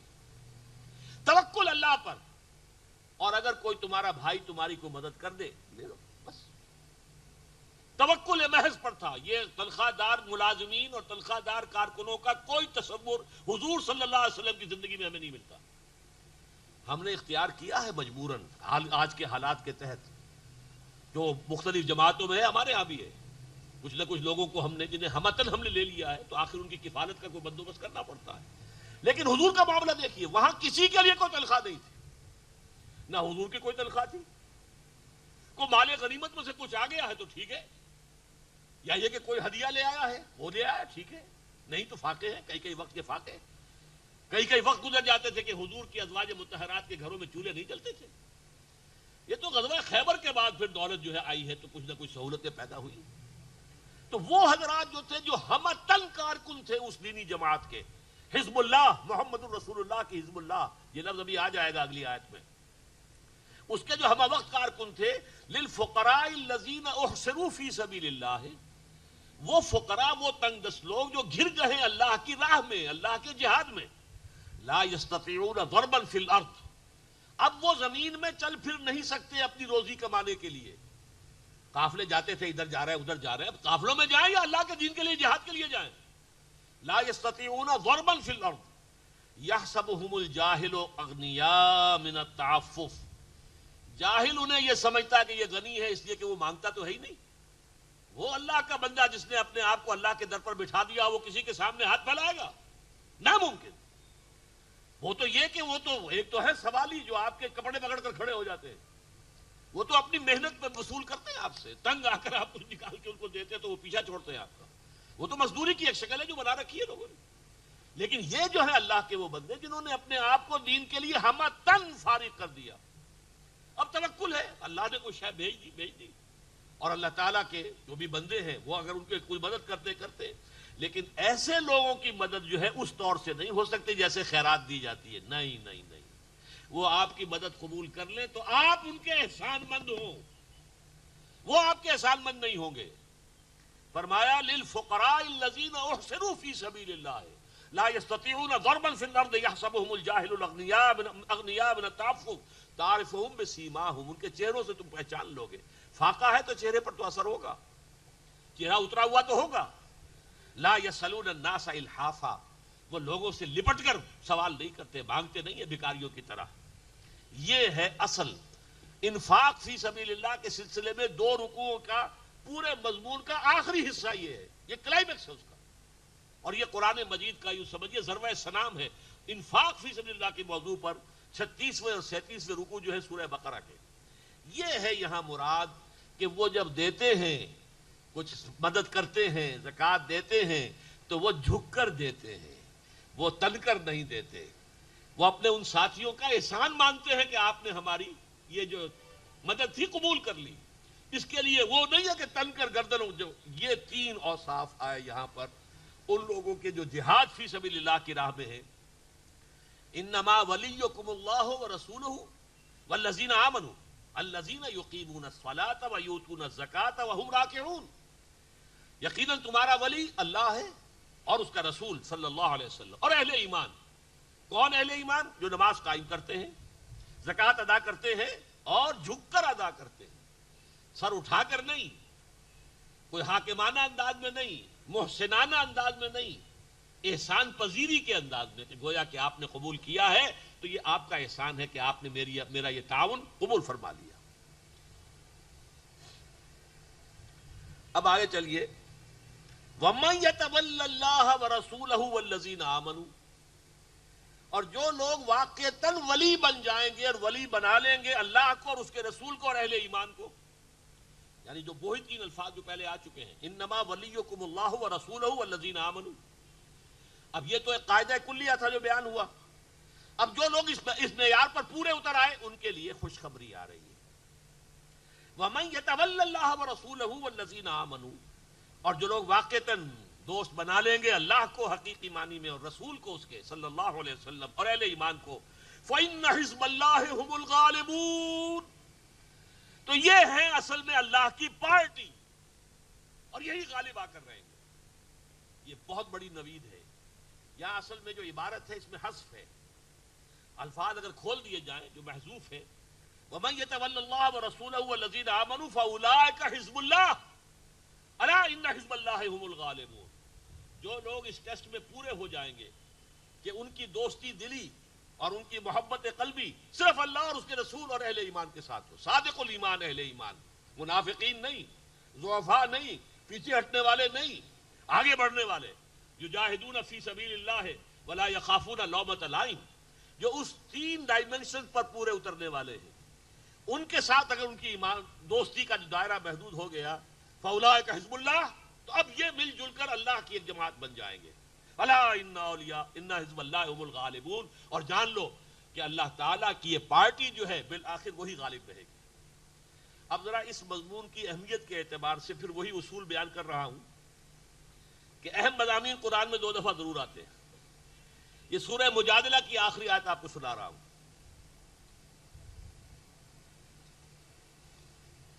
لا تجد قوما یؤمنون باللہ والیوم الآخر، تم ہرگز نہیں پاؤ گے ان لوگوں کو جو اللہ پر ایمان رکھتے ہیں اور یوم آخر پر ایمان رکھتے ہوں، یوادون من حاد اللہ، کہ وہ محبت کرتے ہیں ان سے جو اللہ کے دشمن ہوں.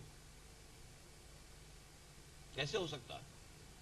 آپ کا خلوص اگر اللہ کے ساتھ ہے تو اس کے دشمن کے ساتھ کیسے دوستی ہوگی؟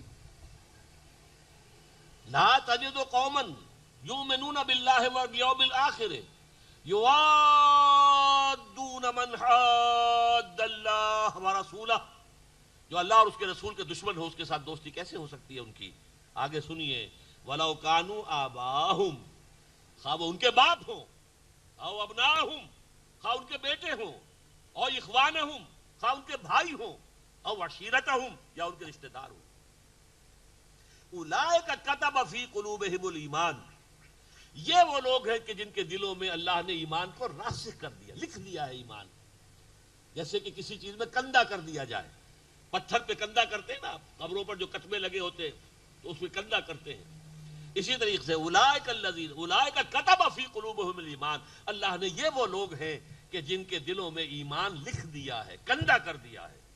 وَأَيَّدَهُم بِرُوحٍ مِّنْهُ، اور ان کی مدد فرمائی ہے خاص اپنی طرف سے، اپنے فیض سے، فیضان سے، روحانی فیضان سے. وَيُدْخِلُهُمْ جَنَّاتٍ تَجْرِي مِن تَحْتِهَا الْأَنْهَارُ، اور وہ انہیں داخل کرے گا ان باغات میں جن کے نیچے ندیاں بہتی ہوں گی. خالدین فیہا، اور وہ اس میں ہمیشہ ہمیش رہیں گے. رضی اللہ عنہم ورضوا عنہ، وہ اللہ ان سے راضی ہو گیا، وہ اللہ سے راضی ہو جائے. یحبہم ویحبونہ، دیکھیے اس مضمون کو، یہاں رضی اللہ عنہم ورضوا عنہ، اللہ ان سے محبت کرے گا، وہ اللہ سے محبت کریں گے. یہاں بھی کیا، اللہ ان سے راضی ہو گیا اور وہ اللہ سے راضی ہو جائیں گے. آگے پڑھیے، وہ جو وہاں پر میں نے کھول دیا تھا، اولئک حزب اللہ، یہاں وہ الفاظ آ گئے، یہ ہے اللہ کی پارٹی. اللہم ربنا اجعلنا منہم، اے اللہ ہمیں بھی ان میں شامل فرما. الا ان حزب اللہ هم المفلحون، آگاہ ہو جاؤ کہ اللہ کی پارٹی ہی ہے فلاح پانے والی. وہاں کیا فرمایا تھا؟ فإن حزب اللہ هم الغالبون. ان دونوں کو بھی ذرا تقابل کر لیجئے. غلبے کا تعلق اس دنیا سے ہے، فلاح کا تعلق آخرت سے ہے. یہ فلاح یہ تو بہت بڑی شے ہے. اولئک هم المفلحون، یہ در حقیقت اللہ کے یہ بندے جن کی دوستیاں، جن کی محبتیں، جن کے دلی تعلقات یہ محدود ہو گئے اللہ کی ذات، رسول کی ذات اور اصل اہل ایمان، وہ جو اللہ کی راہ میں جہاد کر رہے ہوں، جنہیں آج کل کی اصطلاح میں ایکٹیوسٹ کہتے ہیں آپ، جو واقعتاً اپنا تن من دھن لگا رہے ہوں. ان صلاتی و نسکی و محیایا و مماتی للہ رب العالمین، جو اس کا نمونہ پیش کر رہے ہوں. اگر یہ دوستی آپ کی اس دائرے کے اندر محدود ہو گئی، آپ کے دائرے سے نکل گئے، باپ بھی نکل گیا، بھائی بھی، اگر باپ بھی ہے ایسا ہی کیا کہنے، نور علی نور، بیٹے بھی ایسے ہی ہے کیا کہنے، نور علی نور، وہ تو اس دائرے میں رہیں گے. لیکن اگر باپ دوسری طرف کھڑا ہوا ہے، بیٹا دوسری طرف کھڑا ہوا ہے، تو ان میں کوئی تعلق محبت کا، دوستی کا نہیں ہو سکتا. وَلَوْ كَانُوا آبَاءَهُمْ او ابناءہم او اخوانہم او عشیرتہم، چاہے باپ ہوں، بیٹے ہوں، بھائی ہوں، رشتہ دار ہوں، ایسے ہی لوگوں کے دلوں میں ایمان جو ہے وہ کھود دیا گیا ہے، کندہ کر دیا گیا ہے، لکھ دیا گیا ہے. اللہم ربنا اجعلنا منہم. اب ذرا آئیے، میں نے عرض کیا تھا کہ وہ جو 3 آیتیں ہیں اس رکوع کی پہلی، اس وقت کے حالات کے اعتبار سے اہم ترین. دیکھیے یہ اس رکوع کا چونکہ 3 آیتوں کا درس کا یہاں ساتھیوں نے اعلان کر دیا تھا، ورنہ میں شروع ہی یہاں سے کرتا، لیکن ہم نے یہ کیا ہے کہ جو آپ کے پاس جو چھپی ہوئی ہیں آیات، پہلے ان کا درس مکمل کر لیا ہے. اب دیکھیے 3 آیات یہ ہیں، یا ایھا الذین آمنوا لا تتخذوا اليہود والنصارى اولیاء بعضهم اولیاء بعض. اہل ایمان مت دوست بناؤ یہودیوں کو اور نصرانیوں کو، عیسائیوں کو، وہ خود ایک دوسرے کے دوست ہیں۔ یہاں ذرا غور کیجئے گا، یہ تاریخی اعتبار سے بڑی اہم بات آپ کو بتا رہا ہوں۔ جب میں نے پہلی مرتبہ یہ بات کہی تھی تو ہندوستان کے دینی رسالوں میں بھی اس کے اوپر بہت تحسین کی گئی کہ یہ بات پہلی مرتبہ ڈاکٹر اسرار نے کہی ہے۔ عام طور پر لوگ اجازت سے گزر جاتے ہیں۔ تاریخی حقیقت یہ ہے کہ جب قرآن نازل ہو رہا تھا ان کے درمیان دوستی نہیں تھی۔ عیسائیوں کی اور نصرانیوں کی شدید دشمنی تھی، عیسائیوں کی اور یہودیوں کی۔ یہودیوں نے تو حضرت مسیح کو سولی پر چڑھوایا، دوستی کیسے ہو جاتی؟ جنہیں وہ اپنا معبود مان رہے ہیں، خدا کا بیٹا مان رہے ہیں۔ تو ہسٹری میں تو بہت لمبی تاریخ موجود ہے کہ بڑی شدید دشمنی تھی، بہت شدید پرسیکیوشن۔ اصل میں یہ آج کے بارے میں پیشین گوئی ہے، آج کے اس دور کے بارے میں۔ پوٹینشلی تھی یہ، لیکن ایکچولی اب ہوئی ہے۔ جیسے آپ کہتے ہیں کہ آم کی گٹھلی میں آم کا پورا درخت ہے، پوٹینشلی پورا درخت کہاں ہے؟ آپ کی گٹھلی میں موجود ہے، وہیں سے نکلا ہے نا۔ وہ دو پتوں کی شکل میں نکلا، پھر بڑھا ہے، درخت بنا، آیا کہاں سے بھائی؟ سارا مواد اسی گٹھلی میں تھا۔ اسی طریقے سے وہ تھی تو صحیح، اپیرنٹ نہیں تھی، ظاہر نہیں تھی، بلکہ دشمنی تھی شدید۔ قرآن مجید میں آیا ہے ہم نے اغرینا بینہم العداوۃ والبغضاء، ہم نے ان کے درمیان بغض اور دشمنی پیدا کر دی ہے، تو ایک دوسرے کے دشمن تھے۔ وقالت الیہود لیست النصارى علی شیء وقالت النصارى لیست الیہود علی شیء وهم یتلون الکتاب۔ سورہ بقرہ کی آیت ہے کہ نہیں؟ یہودی کہتے ہیں نصارہ کی کوئی حقیقت نہیں، نصارہ کہتے ہیں کہ یہودیوں کی کوئی حقیقت نہیں۔ تو یہ تو ان کے درمیان تو بڑی سخت دشمنی تھی۔ یہ اصحاب الاخدود کون تھے؟ یہودی بادشاہ یمن کا، کچھ عرصے کے لیے یہودیوں کی حکومت قائم ہو گئی تھی یمن میں، ذو نواس۔ اس نے حضرت عیسیٰ کے پیروکاروں کو زندہ جلایا تھا، اصحاب الاخدود۔ والسماء ذات البروج والیوم الموعود وشاہد ومشہود قتل اصحاب الاخدود النار ذات الوقود اذ هم علیہا قعود وهم علی ما یفعلون بالمؤمنین شہود۔ ہزاروں عیسائیوں کو اس شخص نے زندہ کھائی بنا کر آگ کی اس میں جلایا، یہودی نے۔ تو یہودیوں اور عیسائیوں کے درمیان ہرگز دوستی اس وقت نہیں تھی جب یہ آیت نازل ہوئی۔ پوٹینشل دوستی تھی اندر، لیکن باہر ایکچوئل دشمنی تھی۔ یہ ہوا ہے، یہ کل مجھے تقریر جو کرنی ہے اس میں اس کی پوری تفصیل آپ کے سامنے رکھوں گا کہ کس طریقے سے، کن ہتھ کنڈوں سے، کن چال بازیوں سے، کن سازشوں سے پھر یہودیوں نے آج جو شکل بن چکی ہے، یہ صرف دوستی کی نہیں ہے بلکہ پورا عالم عیسائیت یہودیوں کے پنجے میں آ چکا ہے، گرفت میں ہے۔ وہ یہودیوں کے تابع ہیں اب۔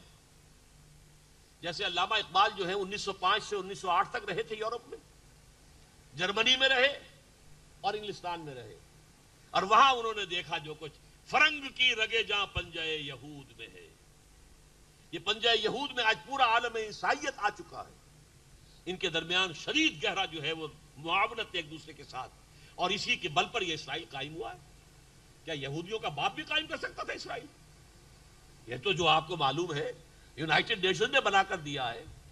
پہلا وہ تھا لیگ آف نیشنز، اس نے بنا کر بالفور ڈکلریشن اس کے تحت ان کو آباد ہونے کی اجازت دی گئی۔ یہ تفسیر مجھے کل میرا خطاب اسی موضوع پر ہے۔ انسانیت کے اصل دشمن کون ہے؟ کون سیاہی گھول رہا ہے وقت کے بہتے دریا میں؟ یہ ساری خباثتیں جو تاریخ انسانی میں آ رہی، کہاں سے آ رہی؟ اس کی الٹیمیٹ سورس کیا ہے؟ یہ مجھے موضوع ہے کل کا، آپ نے اگر اخبار میں اشتہار بھی دیکھ لیا ہو تو وہاں تفصیل سے بیان کروں گا۔ یہ آج کے لیے آیت ہے جو قرآن میں اتری۔ اس وقت ان کی دوستی ہے، اس وقت گٹھ جوڑ مکمل ہے، بلکہ یہودی وہ ان کے اوپر قابو یافتہ ہے۔ بعضهم اولیاء بعض۔ اب دیکھیے حضور کے زمانے میں یہودیوں کا طرز عمل کچھ اور تھا، عیسائیوں کا طرز عمل کچھ اور تھا۔ یہودی بدترین دشمن تھے، بدترین دشمن، اور نصارہ مسلمانوں کے ساتھی تھے۔ اسی سورہ مائدہ میں آیت موجود ہے، لَتَجِدَنَّ أَشَدَّ النَّاسِ عَدَاوَةً لِلَّذِينَ آمَنُوا الْيَهُودَ وَالَّذِينَ أَشْرَكُوا۔ تم یہ دیکھو گے کہ اہل ایمان کے بدترین دشمن تو یا تو مشرکین ہیں اور یا یہودی ہیں، اور دوسری طرف جو اشد مودۃً، جو محبت والے ہیں، والذین قالوا انا نصارى، یہ وہ لوگ ہیں جو کہتے ہیں کہ ہم نصارہ ہیں۔ میں وہ آپ کو سنا ہی دوں آیات، اس وقت مجھے مستحضر نہیں ہے.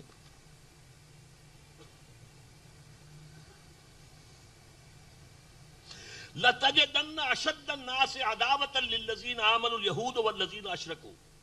تم لازماً پاؤ گے کہ اہل ایمان کے شدید ترین دشمن تو وہ ہیں جو یہودی ہیں اور مشرک ہیں. وَلَتَجِدَنَّ أَقْرَبَهُمْ مَوَدَّةً. اور تم دیکھو گے محبت میں ان سے قریب ترین وہ ہے لِلَّذِينَ آمَنُوا الَّذِينَ قَالُوا إِنَّا نَصَارَىٰ، جو یہ کہتے کہ ہم نصارہ ہیں. ذَلِكَ بِأَنَّ مِنْهُمْ قِسِّيسِينَ وَرُهْبَانًا وَأَنَّهُمْ لَا يَسْتَكْبِرُونَ. اور یہ اس لیے ہے کہ ان میں درویش ہیں، ان میں راہب ہیں، وہ استکبار نہیں کرتے. آخر حضور کو پہچاننے والا بحیرہ راہب کون تھا؟ عیسائی تھا نہیں. حضرت سلمان فارسی کو راستہ دکھانے والا حضور کی طرف کون تھا؟ عیسائی راہب. نجاشی ایمان لے آیا کہ نہیں؟ ہرقل بھی ایمان لانا چاہتا تھا لیکن اس کے درباری ساتھ نہیں دے رہے تھے. مقوقس شاہ مصر، اس نے حضور کی خدمت میں ہدیے بھیجے ہیں.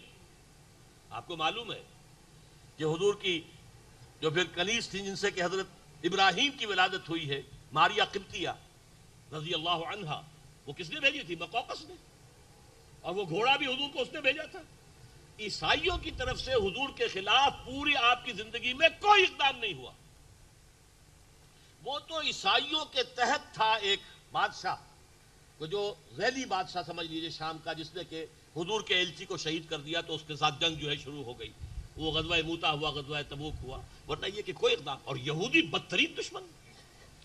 تو یہ آیت میں آپ کو اس لیے بتا رہا تھا کہ یہ در حقیقت اس وقت کے لیے نہیں ہے.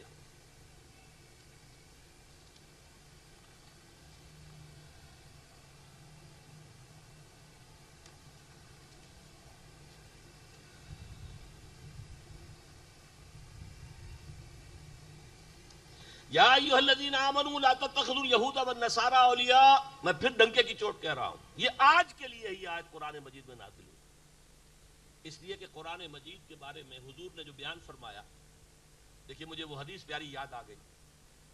حضرت علی راوی ہے، فرماتے ہیں حضور نے ارشاد فرمایا انہا ستکون فتنۃ، ان قریب ایک بہت بڑا فتنہ رونما ہوگا.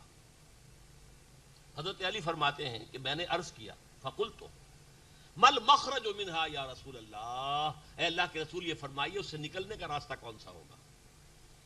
اس موقع پر رہا نہیں جاتا، بے شمار مرتبہ میں پہلے بھی کہہ چکا ہوں، لیکن توجہ دلائے بغیر نہیں گزر سکتا یہاں سے کہ دیکھیے ہم اگر ہوتے تو کیا پوچھتے؟ یہ فتنہ کب آئے گا، کیوں آئے گا، کہاں سے آئے گا، کدھر سے آئے گا، کیا ہوگا، یہ پوچھتے نا. حالانکہ ان تمام سوالوں کا جواب علم ہے، علمی معلومات حاصل ہو گئی. عملی اعتبار سے کیا تھا؟ نجات کون سی ہوگی، نکلیں گے کیسے. وہ ایگزٹ جو لکھا ہوا ہوتا ہے ہال کے دروازوں کے اوپر لال، کہ اگر کہیں کچھ اندر ہو جائے، دھماکہ ہو جائے تو بھاگو ان دروازوں کی طرف، وہ ایگزٹ، وہ ہے مخرج. مخرج لکھتے ہیں عرب ممالک میں، اسی ایگزٹ کی جگہ پر مخرج لکھا ہوتا ہے. مل مخرج منہا یا رسول اللہ، اے اللہ کے رسول اس سے نکلنے کا راستہ کون سا ہو. اب فرمایا آپ نے کتاب اللہ فیہ خبر ما قبلکم ونبأ ما بعدکم وحکم ما بینکم. یہ کتاب اللہ ہے جو ہر فتنے سے تمہیں بچا سکتی ہے. اس میں تم سے پہلے لوگ جو گزر چکے ہیں ان کے حالات بھی ہیں، تمہارے بعد جو کچھ ہونے والا ہے اس کا تذکرہ بھی ہے، اور جو بھی اختلافات تمہاری پوری تاریخ میں رونما ہوں گے ان سب کا حل موجود ہے. بڑی طویل حدیث ہے، میں اس وقت اس کی پوری تفصیل میں نہیں جا سکتا. یہ تو یوں سمجھیے مدح قرآن بصاحب قرآن، صاحب قرآن محمد صلی اللہ علیہ وسلم آپ پر نازل ہوا ہے، انہوں نے مدح فرمائی ہے قرآن کی. وہ بڑی طویل حدیث. بہرحال بھائی اس آیت کی طرف، یا ایھا الذین آمنوا لا تتخذوا اليہود والنصارى اولیاء بعضهم اولیاء بعض ومن یتولہم منکم فانہ منہم. میں پہلے بیان کر چکا ہوں، یہ سخت ترین فتویٰ ہے. جو کوئی تم میں سے انہیں دوست بنائے گا اور ان کو حمایتی بنائے گا، ڈالروں کی بوچھار کروائے گا اپنے اوپر، وہ انہی میں سے ہے، وہ پھر امت مسلمہ کا فرد نہیں ہے. یہ سخت ترین آیت ہے آج کے حالات میں. ہم نے کیا کیا ہے؟ طالبان حکومت کو سپورٹ کرنے والے ہم، بنوانے میں ان کے ہمارا ہاتھ، ہم نے ریکگنائز کیا، مسلسل ساتھ دیا. آزمائی کی گھڑی آئی تو پتاشے کی طرح بیٹھ گئے. آج یہ امریکہ اور برطانیہ آج ان کے سامنے کھڑے ہو گئے. کن کے خلاف؟ جنہوں نے اللہ کا دین قائم کیا ہے، جنہوں نے شریعت کو نافذ کیا ہے، جنہوں نے 90-95% علاقے میں امن و امان قائم کیا ہے، ان کے خلاف کس کے ساتھ ہاتھ ملا رہے ہیں، کس سے دوستی کر رہے ہیں؟ یہ ہے ہمارا طرز عمل آج کا. اور سب جان لیجئے ہم سب اس میں شریک ہیں پھر، اس لیے کہ جب ہماری حکومت کر رہی ہے تو ہم شریک ہیں. ہماری بھی طرف سے گویا کہ اس کے لیے امپلائڈ جو ہے وہ رضامندی داخل ہے، موجود ہے، ایبٹمنٹ ہے ہماری. یہ ہمارے اوپر فتویٰ لگ رہا ہے. وَمَن يَتَوَلَّهُم مِّنكُمْ فَإِنَّهُ مِنْهُمْ، جو کوئی بھی تم میں سے ان کو دوست بنائے گا اور پشت پناہ بنائے گا اور حامی بنائے گا اور مددگار بنائے گا، وہ انہی میں سے شمار ہوگا. ان اللہ لا يهدي القوم الظالمین، یقیناً اللہ تعالیٰ ایسے ظالموں کو ہدایت نہیں دیتا. اس کی کیا معنی ہے؟ زبردستی ہدایت نہیں دیتا. ظالم ظلم سے باز آ جائے، توبہ کرے، اللہ ہدایت دے گا. فاسق فاجر فسق و فجور کو چھوڑ دے، توبہ کرے، اللہ ہدایت دے گا. لیکن اللہ ظالم کو ظالم ہوتے ہوئے زبردستی ہدایت نہیں دیتا، فاسق کو فاسق ہوتے ہوئے زبردستی ہدایت نہیں دیتا. یہ اللہ تعالیٰ کی ہدایت جو ہے وہ ایسی گھٹیا شے تو نہیں ہے، وہ تو جو بھی مستحق ہوتے ہیں اللہ تعالیٰ انہی کو دیتا. اب سنیے اگلی آیت، اس وقت کا بہترین نقشہ جو آ رہا ہے. یہ 3 آیات اس وقت پاکستان کے موجودہ حالات کی عظیم ترین عکاسی ہے. فَتَرَى الَّذِينَ فِي قُلُوبِهِم مَرَضٌ، تو تم دیکھتے ہو کہ جن کے دلوں میں روگ ہے. روگ کیا ہے؟ نفاق. قرآن مجید میں جیسا میں نے کہا تھا نا، T B first stage, second stage, third stage, واقعتاً یہ مرض ہے، نفاق مرض ہے. پہلی سٹیج جبکہ جھوٹے بہانے بنانے شروع کیے، دوسری سٹیج جبکہ جھوٹ کے اوپر قسمیں کھانی شروع کر دی، تیسری سٹیج یہ کہ اللہ اور اس کے رسول اور اللہ کے دین کے دشمن بن گئے. ان کی وجہ سے ہمیں مصیبتیں پڑ رہی ہیں، ان کے دشمن بن گئے. یہ دیکھیے فَتَرَى الَّذِينَ فِي قُلُوبِهِم مَرَضٌ، یہ مرض کا لفظ جو ہے سورہ بقرہ کے دوسرے رکوع میں موجود ہے. فِي قُلُوبِهِم مَرَضٌ فَزَادَهُمُ اللَّهُ مَرَضًا، ان کے دلوں میں روگ تھا، اللہ نے ان کے روگ کو بڑھا دیا. فَتَرَى الَّذِينَ فِي قُلُوبِهِم مَرَضٌ يُسَارِعُونَ فِيهِمْ، تو تم دیکھتے ہو یا دیکھو گے ان لوگوں کو جن کے دلوں میں یہ روگ ہے، بیماری ہے، منافقت ہے، وہ انہی میں گھسنے کی کوشش کرتے ہیں. یسارعون فیہم، بھاگ دوڑ کر انہی کی پناہ گاہ میں جاتے ہیں، دوڑتے ہیں انہی کے پاس. کرگل کا معاملہ ہوا تو دوڑ کے بھاگ گئے. آپ کے وہ وزیر اعظم جو پہلے تھے وہ بھاگے ہیں جا کر کس کے پاس؟ کلنٹن کے پاس. مذاق اڑوایا، میرے ساتھ فوٹو سیشن چاہتا تھا نواز شریف. کیسے کیسے فکرے اس نے چست کیے. چھٹے کے دن خاص طور پر گیا ہے. یہ ہے ہمارا وقار، یہ ہے ہماری عزت. اور اب جو اس نے کیا، اب تک پالیسی اور تھی، ایک دم گرگٹ کی طرح رنگ بدل لیا. حالانکہ ابھی تک طالبان کی حکومت کا جو سفارت خانہ ہے موجود ہے ہمارے، واحد ملک ہے دنیا کا جس کے جہاں پر سفارت خانہ رہ گیا. اب سعودی عرب اور امارات کا کیا شکایت ہے؟ تو ان کی جیب میں ہے، امریکہ کی جیب میں. ان کی حکومت امریکہ کی وجہ سے قائم ہے، ورنہ کبھی کی ختم ہو گئی ہوتی. ان کا سر، ان کی جوتی انہوں نے مار مار کے جو ہے سارا ان کو، یعنی ان کا دولت بھی اپنے پاس گھسیٹ لی ہے. جنگ کے سارے اخراجات جو ہے خرید کے جنگ کے انہی سے وصول کیے اور اپنی اکانومی کو بہتر کیا. لیکن یہ کہ گھستے انہی کے اندر، جاتے پھر ادھر ہی. فَتَرَى الَّذِينَ فِي قُلُوبِهِم مَرَضٌ يُسَارِعُونَ فِيهِمْ يَقُولُونَ نَخْشَىٰ أَن نُّصِيبَنَا دَائِرَةٌ، کہتے کیا ہیں؟ ہمیں اندیشہ ہے کہ کوئی بہت بڑی مصیبت ہم پر آ جائے. بتائیے 100% یہ اس وقت کی پوزیشن نہیں ہے.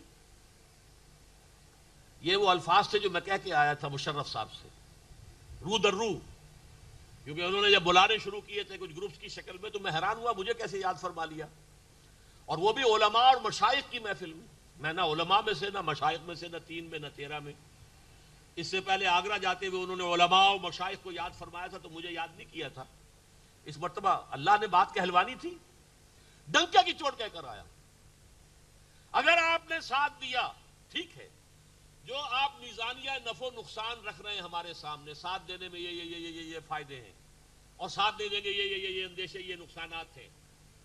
میں نے کہا کہ پرویز صاحب، اگر تو معاملہ صرف مادیات کا ہو اور صرف فوری نتائج پیش نظر ہو تو آپ کا یہ فورن اگینسٹ کا جو ٹیبل ہے، یہ میزانیہ نفع و نقصان 100% درست ہے. لیکن اگر مادیات سے اوپر اخلاقیات کا بھی کوئی دائرہ ہے، عدل و انصاف کے بھی کوئی تقاضے ہیں، غیرت و حریت کے بھی کوئی تقاضے ہیں، غیرت اور حمیت کے، اور اس سے بھی اوپر اللہ کے دین کے بھی کوئی تقاضے ہیں، تو آپ کی یہ بات 100% غلط ہے۔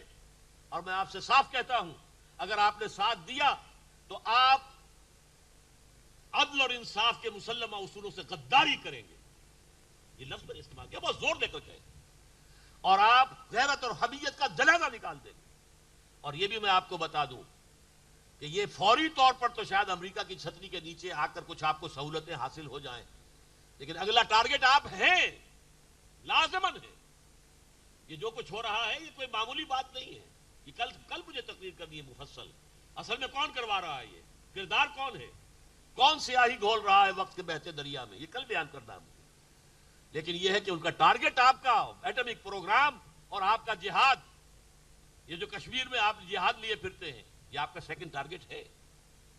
اور اگر ڈی اسٹیبلائز ہو گیا پاکستان تو شاید پاکستان کا خاتمہ ہی ہو جائے، یہ صورت ہے۔ اور تیسری بات میں نے یہ بھی کہی تھی آخری، کہ مجھے اندیشہ ہے پاکستان میں خانہ جنگی شروع ہو جائے گی، اس لیے کہ عوام میں غیرت ہے، دینی جماعتوں کے اندر غیرت اور حمیت ہے۔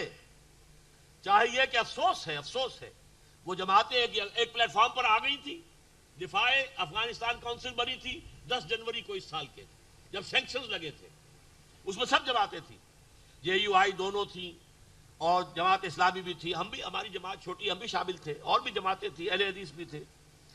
لیکن یہ کہ اس کے بعد اب ایسا ہوا کہ چند جلسے تو اس دفاع کونسل کے تحت ہوئے ہیں، لاہور میں ہوا ہے، اس میں بھی میں شریک ہوا، پشاور میں ہوا، وہاں پہ حالانکہ میرے اوپر پابندی لگائی گئی تھی داخلے کی، لیکن چونکہ مجھے علم نہیں تھا، میں تو چلا گیا تھا ایک رات پہلے، اور اخبار میں نے پڑھا پابندی ہے، تو میں نے کہا پابندی داخلے کی تھی وہ تو ہو گئی، وہ تو میرے اطلاع میں آئی نہیں، تو تقریر پر تو پابندی لکھی ہوئی نہیں ہے، تو میں خفیہ راستوں سے مسجد میں پہنچ گیا، تقریر کی میں نے، باہر ناکہ بندی کر رکھی تھی، حیران ہو کر آئے کہ یہ کہاں سے پہنچ گیا، بہرحال وہاں بھی تقریر کی ہے۔ لیکن اس کے بعد ایک جلسہ ہونا تھا کراچی کل، اسی متحدہ یہ جو ہے افغان کونسل، افسوس ہے کہ وہ نہیں ہوا، اس کے بجائے مولانا فضل الرحمان صاحب نے کوئٹے میں کیا، بہت بڑا کیا، اس میں کوئی شک نہیں، جماعت اسلامی نے آج ملتان میں کیا ہے، بہت بڑا کیا ہے، اچھا ہے، اور فضل الرحمان صاحب نے آج کیا ہے، پھر وہاں پنڈی میں کل کیا تھا غالباً، اور آج پشاور میں کیا ہے، جماعت اسلامی جلسہ کر رہی ہے، شاید 12 تاریخ کو جو جمعہ آ رہا، چلیں علیحدہ ہی صحیح، لیکن دینی جماعتیں اس کام میں از خود جمع ہو رہی ہیں۔ اللہ کرے کہ یہ جماعتیں جمع ہو کر پہلے اس ملک میں اسلام نافذ کروائیں۔ جب تک یہ منزل درست نہیں ہوگی، جب تک یہ انقلاب یہاں نہیں آتا، تو ظاہر بات ہے مشرف ہٹ بھی گیا، قاضی حسین احمد صاحب نے کہا ہے مشرف صاحب آپ کی حکومت ختم کر دیں گے، تو کوئی اور آ جائے گا، اس سے کیا فائدہ ہو؟ نظام لاؤ، نظام بدلو، متحد ہو جاؤ، جمع ہو جاؤ، اور یہ پاور پالیٹکس کو چھوڑو، نکلو میدان میں آؤ اللہ کے دین کے لیے کہ نافذ کرو یہاں پہ اسلام۔ اور پھر یہ کہ افغانستان جہاں شریعت اسلامی نافذ ہوئی اور پاکستان یہاں بھی شریعت نافذ ہو، تبھی تو جوڑ بیٹھے گا نا، ورنہ ہمارا سیکولر نظام، ہماری ٹی وی، ہمارا ریڈیو دیکھے، وہ تو کوئی اسلام کا نقشہ تو نہیں ہے، تو اس حوالے سے کیسے جوڑ ملے گا؟ حالانکہ میں نے تو بہت پہلے کہا تھا کہ پاکستان اور افغانستان کا جو ہے کانفیڈریشن قائم ہونا چاہیے، لیکن اس کا من درچے خیال ہے، مفلک درچے خیال، میں کیا سوچ رہا تھا ہو کیا گیا ہے، تو میں نے کہا تھا، لکھا تھا ایک مضمون میں، friend is in need is a friend in deed, ارے مشکل وقت میں آگے پیچھے ہٹ گئے، غیرت کے خلاف، یہ حمیت کے خلاف، یہ غیرت نام تھا جس کا، گئی تیمور کے گھر سے، دیکھیے وہی الفاظ ہیں، یسارعون فیہم، گھسے جا رہے ہیں انہی کے اندر، یقولون نخشی ان تصیبنا دائرہ، ہمیں ڈر ہے بہت بڑی مصیبت آ جائے گی، ہمارا ایٹمک جو صلاحیت ہے وہ ختم کر دی جائے گی، ہمارا جہاد کشمیر ختم کر دیا جائے گا، ڈسٹیبلائز ہو جائیں گے، ہمیں مفلوق الحال بنا دیا جائے گا، ہمارا بائیکاٹ ہو جائے گا، ہمارے اوپر اور سینکشن لگ جائیں گے۔ میں نے کہا تھا یہ ٹھیک ہے، آپ جو کہہ رہے ہیں غلط نہیں کہہ رہے، آپ جو کہہ رہے ہیں ٹھیک کہہ رہے ہیں، اور ان کا ساتھ دینے میں ٹھیک ہے، حلوہ ہے، آ رہے ہیں اتنے کروڑ ڈالر ادھر سے آ رہے ہیں، اتنے کروڑ ادھر سے آ رہے ہیں، اتنے کروڑ شیڈیول ہو گئے، اتنا یہ ہو گیا، فلاں سینکشن اٹھ گئی، فور اور اٹھ رہی ہیں، یہ سب کچھ ہوگا، کفر کا ساتھ دیں گے تو یہ ہوگا، دودھ ملائی آپ لے لیجئے، لیکن کب تک؟ بکرے کی ماں کب تک خیر منائے گی؟ یہ جو عالمی اتحاد قائم ہو رہا ہے یہ صرف افغانستان کے لیے نہیں ہے، یہ اسلام کے خلاف ہے۔ وہ جو کہہ رہے ہیں 10 سالہ جنگ چلے گی، افغانستان بیچارہ کیا ہے؟ چڑیا، باز کی اور چڑیا کی جنگ ہو رہی ہے۔ یہ تو اللہ تعالیٰ چاہے جو اور کر دے۔ وہ چڑیوں کے ذریعے سے ہاتھیوں والوں کو جو ہے شکست دے دی تھی اس نے۔ الم تر کیف فعل ربک باصحاب الفیل، کوئی عجب نہیں اللہ تعالیٰ دوبارہ دوہرا دے، وہی صورت دوبارہ پیدا کر دے اللہ۔ لیکن یہ کہ عام حالات میں دیکھیے تو افغانستان کی حیثیت کیا ہے، کیسے کیسے اسلحہ، کیسے کیسے بمبار، خوفناک قسم کے ہوائی جہاز، اور کتنے بڑے بڑے جو ہیں ان کے یہ جو ایئر کرافٹ کیریئرز جو ہیں وہ آ رہے ہیں، جہاز سمندری۔ اللہ اکبر، کس کے لیے؟ افغانستان۔ وہاں کیا برباد کرو گے؟ وہ تو پہلے ہی برباد ہو چکا ہے۔ انسانوں کو مار دو گے، اللہ اللہ خیر صلی اللہ، اور کیا رہ گیا؟ وہاں ہے کیا وہاں؟ ٹھیک ہے تم نے اگر بمباری کی تھی، اگر عراق پر 10 سال پہلے بمباری کی تھی تو اس کے بعد تو بہت کچھ تھا، تم نے تہس نہس کیا، یہاں ہے کیا؟ لیکن اصل مسئلہ میرا اور آپ کا ہے، ہم اس ملک کے شہری ہیں، ہم ذمہ دار ہیں۔ اللہ یہ کہ وہ کلی پوری قوت کے ساتھ آپ کہیں ہم ساتھ نہیں ہیں۔ یہ یکجہتیاں جو انہوں نے منوائی ہیں یہاں پر، ہم اس کے خلاف ہیں۔ ہماری یکجہتی طالبان کے ساتھ، اسلام کے ساتھ ہونی چاہیے، عدل اور انصاف کے ساتھ ہونی چاہیے۔ انہوں نے کہہ دیا تھا طالبان نے پہلے ہی، ثبوت پیش کرو ہم حوالے کر دیں گے، اور آج تک کوئی ثبوت نہیں۔ یہ کہا اب بھی برطانیہ نے کہا ہے کہ ثبوت نہیں ہے، یہ ایسا ثبوت نہیں ہے۔ امریکہ خود کہہ رہا ہے کہ جس کی بنیاد پر عدالتی کارروائی کی جا سکے، ایسا ثبوت نہیں ہے۔ تو ایسے ثبوت کے بغیر کیسے کسی کو مجرم ٹھہرا دیا جائے؟ اور جو یہ گروپ گیا تھا جس میں میں بھی تھا، علماء اور مشائخ، ان میں سے ہر شخص نے یہ کہا تھا کہ جناب جرنیل صاحب جب تک الزام ہو اور جرم ثابت نہ ہو وہ ملزم ہوتا ہے، مجرم نہیں ہوتا، مجرم کو سزا نہیں دی جا سکتی۔ لیکن یہ کہ ٹی وی کے اوپر بتایا گیا کہ سب لوگوں نے جو ہے ان کے ساتھ جو ہے ان کی رائے میں رائے دی ہے، انا للہ و انا الیہ راجعون۔ میں نے تو جس شور کے ساتھ یہ کہا تھا یہ غداری ہوگی، نظریہ پاکستان سے غداری، اسلام سے غداری، اور صداقت اور حق اور عدل اور انصاف کے تقاضوں سے غداری، اور اس کا اندیشہ ہے کہ پاکستان میں خانہ جنگی ہو جائے۔ یہ الفاظ میں کہہ کے آیا تھا۔ تو فرمایا فَتَرَى الَّذِينَ فِي قُلُوبِهِم مَرَضٌ يُسَارِعُونَ فِيهِمْ، تم دیکھو گے جن کے دلوں کے اندر روگ ہے، نفاق ہے، وہ انہی کے اندر گھسے جاتے ہیں، پناہ گاہ انہی کو بنایا ہوا ہے۔ یقولون نخشی ان تصیبنا دائرہ، کہتے ہیں اندیشہ ہے کہ کوئی بہت بڑی مصیبت گردش زمانے کی ہم پر نہ آ جائے۔ فعسى اللہ ان یاتی بالفتح او امر من عنده، بڑی پیاری آیت ہے اس وقت کے موقع کے حساب سے، میرے دل میں امید کے چراغ روشن ہوئے۔ ہو سکتا ہے اللہ تعالیٰ فتح عطا فرما دے اہل ایمان کو، یا اپنے پاس سے کوئی اور ایسی بات پیدا کر دے جو میں نے ابھی کہا، اصحاب فیل کا واقعہ ہو سکتا ہے۔ جمل کے مالی اگر بنا لے موافق اپنا مزاج، اب بھی چمن میں آ سکتی ہے پلٹ کر چمن سے روٹھی بہار، اب بھی، اور آج بھی ہو جو براہیم کا ایما پیدا، آج کر سکتی ہے انداز گلستاں پیدا کر سکتی ہے۔ اللہ کی قوت ختم نہیں ہوئی ہے، واللہ واسع علیم، اس کی وسعتیں، اس کی قوتیں، اس کی قدرتیں، اس کے اختیارات عطا ہے۔ ہو سکتا ہے کہ اللہ تعالیٰ فتح لے آئے۔ یہ سمجھ رہے ہیں منافق کہ فتح انہی کی ہوگی، کیا پتا انہیں ذلت اور رسوائی کا سامنا کرنا پڑ جائے۔ کوئی زیادہ پرانی بات تو نہیں ہے، تقریباً 25 برس کی بات ہی ہوگی۔ امریکہ کی مہم آئی تھی کہ نہیں ایران میں، اور تباہ و برباد ہو گئی تھی کہ نہیں؟ اپنے ہاسٹیجز کو چھڑانے کے لیے کتنا بڑا ان کا وہ جو پروجیکٹ تھا، اور کس طرح برباد ہوا صحرا کے اندر۔ حالانکہ ان کا راکٹ وہ چاند پر جا کر صحیح سیکنڈ کے اعتبار سے اترتا ہے، اور زمین کے اوپر یہ حال ہو گیا، اس لیے کہ ہر قوت سے بالا تر قوت اللہ کی موجود ہے۔ تو عسى اللہ ان یاتی بالفتح، ہو سکتا ہے، قریب ہے کہ اللہ تعالیٰ اہل ایمان کو فتح عطا کر دے، او امر من عنده، اور پھر یا اپنی طرف سے کوئی خاص بات ایسی ظاہر کر دے، فَيُصْبِحُوا عَلَى مَا أَصَرُّوا فِي أَنفُسِهِمْ نَادِمِينَ، کہ پھر جو یہ نفاق اپنے دیوں کے اندر چھپائے ہوئے ہیں اس پر نادم ہونا پڑے۔ ہم تو سمجھ رہے تھے کہ یہ چراغ بجھا کے بجھا، یہ تو پھیل گیا نور۔ غزوہ احزاب کے موقع پر کیا تھا؟ محسوس ہوتا تھا کہ صحرا میں ایک چراغ جل رہا ہے، مدینہ منورہ چھوٹا سا شہر، چند ہزار کے نفوس، 12,000 کا لشکر آ گیا ہے۔ جاؤکم من فوقکم ومن اسفل منکم وَإِذْ زَاغَتِ الْأَبْصَارُ، وبلغت القلوب الحناجر وتظنون باللہ ظنونا، 12,000 کا لشکر. محسوس ہوتا تھا کہ اب یہ بجھا کے بجھا، یہ چراغ بجھ جائے گا، لیکن ہوا کیا؟ آندھی آئی اور ان سب کو اڑا کے لے گئی اللہ کی طرف سے. اور امر من عنده، جنگ کی نوبت ہی نہیں آئی. ایک دو مبارزتیں ہوئی ہیں کہ جو خندق کو جو ہے اپنے گھوڑے کو ایڑ لگا کر بعض لوگوں نے ادھر آگے مقابلہ کیا. عمرو ابن عبد ود آیا تھا، تقریباً 90 سال کی عمر کا، لیکن اتنا بڑا پہلوان تھا اسے کوئی عرب میں پچاڑ نہیں سکتا تھا. وہ آیا ہے اور اس نے آ کے جب مبارزت دی ہے، اپنا گھوڑے کو ایڑ لگائی ہے، اس نے خندق کو کود کر آ گیا مسلمانوں کی طرف. آؤ مسلمانوں کو ہے تم میں سے جو سے مقابلہ کرے. حضرت علی نکلے، دیکھا پستہ قد تھے حضرت علی، لمبے طویل نہیں تھے. ہنسا، تم مجھ سے مقابلہ کرنے آئے ہو؟ کہ ہاں. دیکھو میں جو بھی شخص مجھ سے مقابلہ کرنے آتا ہے میں اسے پہلے 3 آپشنز دیتا ہوں کہ مجھ سے وہ اپنی کوئی خواہش جو ہے کہے کہ میں پوری کر دوں. یعنی اسے قتل تو کر ہی دینا ہے میں نے، لیکن میں اس کی 3 خواہشیں جو ہے پوری کر دینا چاہتا ہوں. کہو. فرمایا میری پہلی خواہش ہے تو مسلمان ہو جا. دوسری خواہش ہے اچھا تو میدان جنگ چھوڑ کے واپس چلا جا. نہیں. تیسری خواہش آ پھر مقابلہ کر.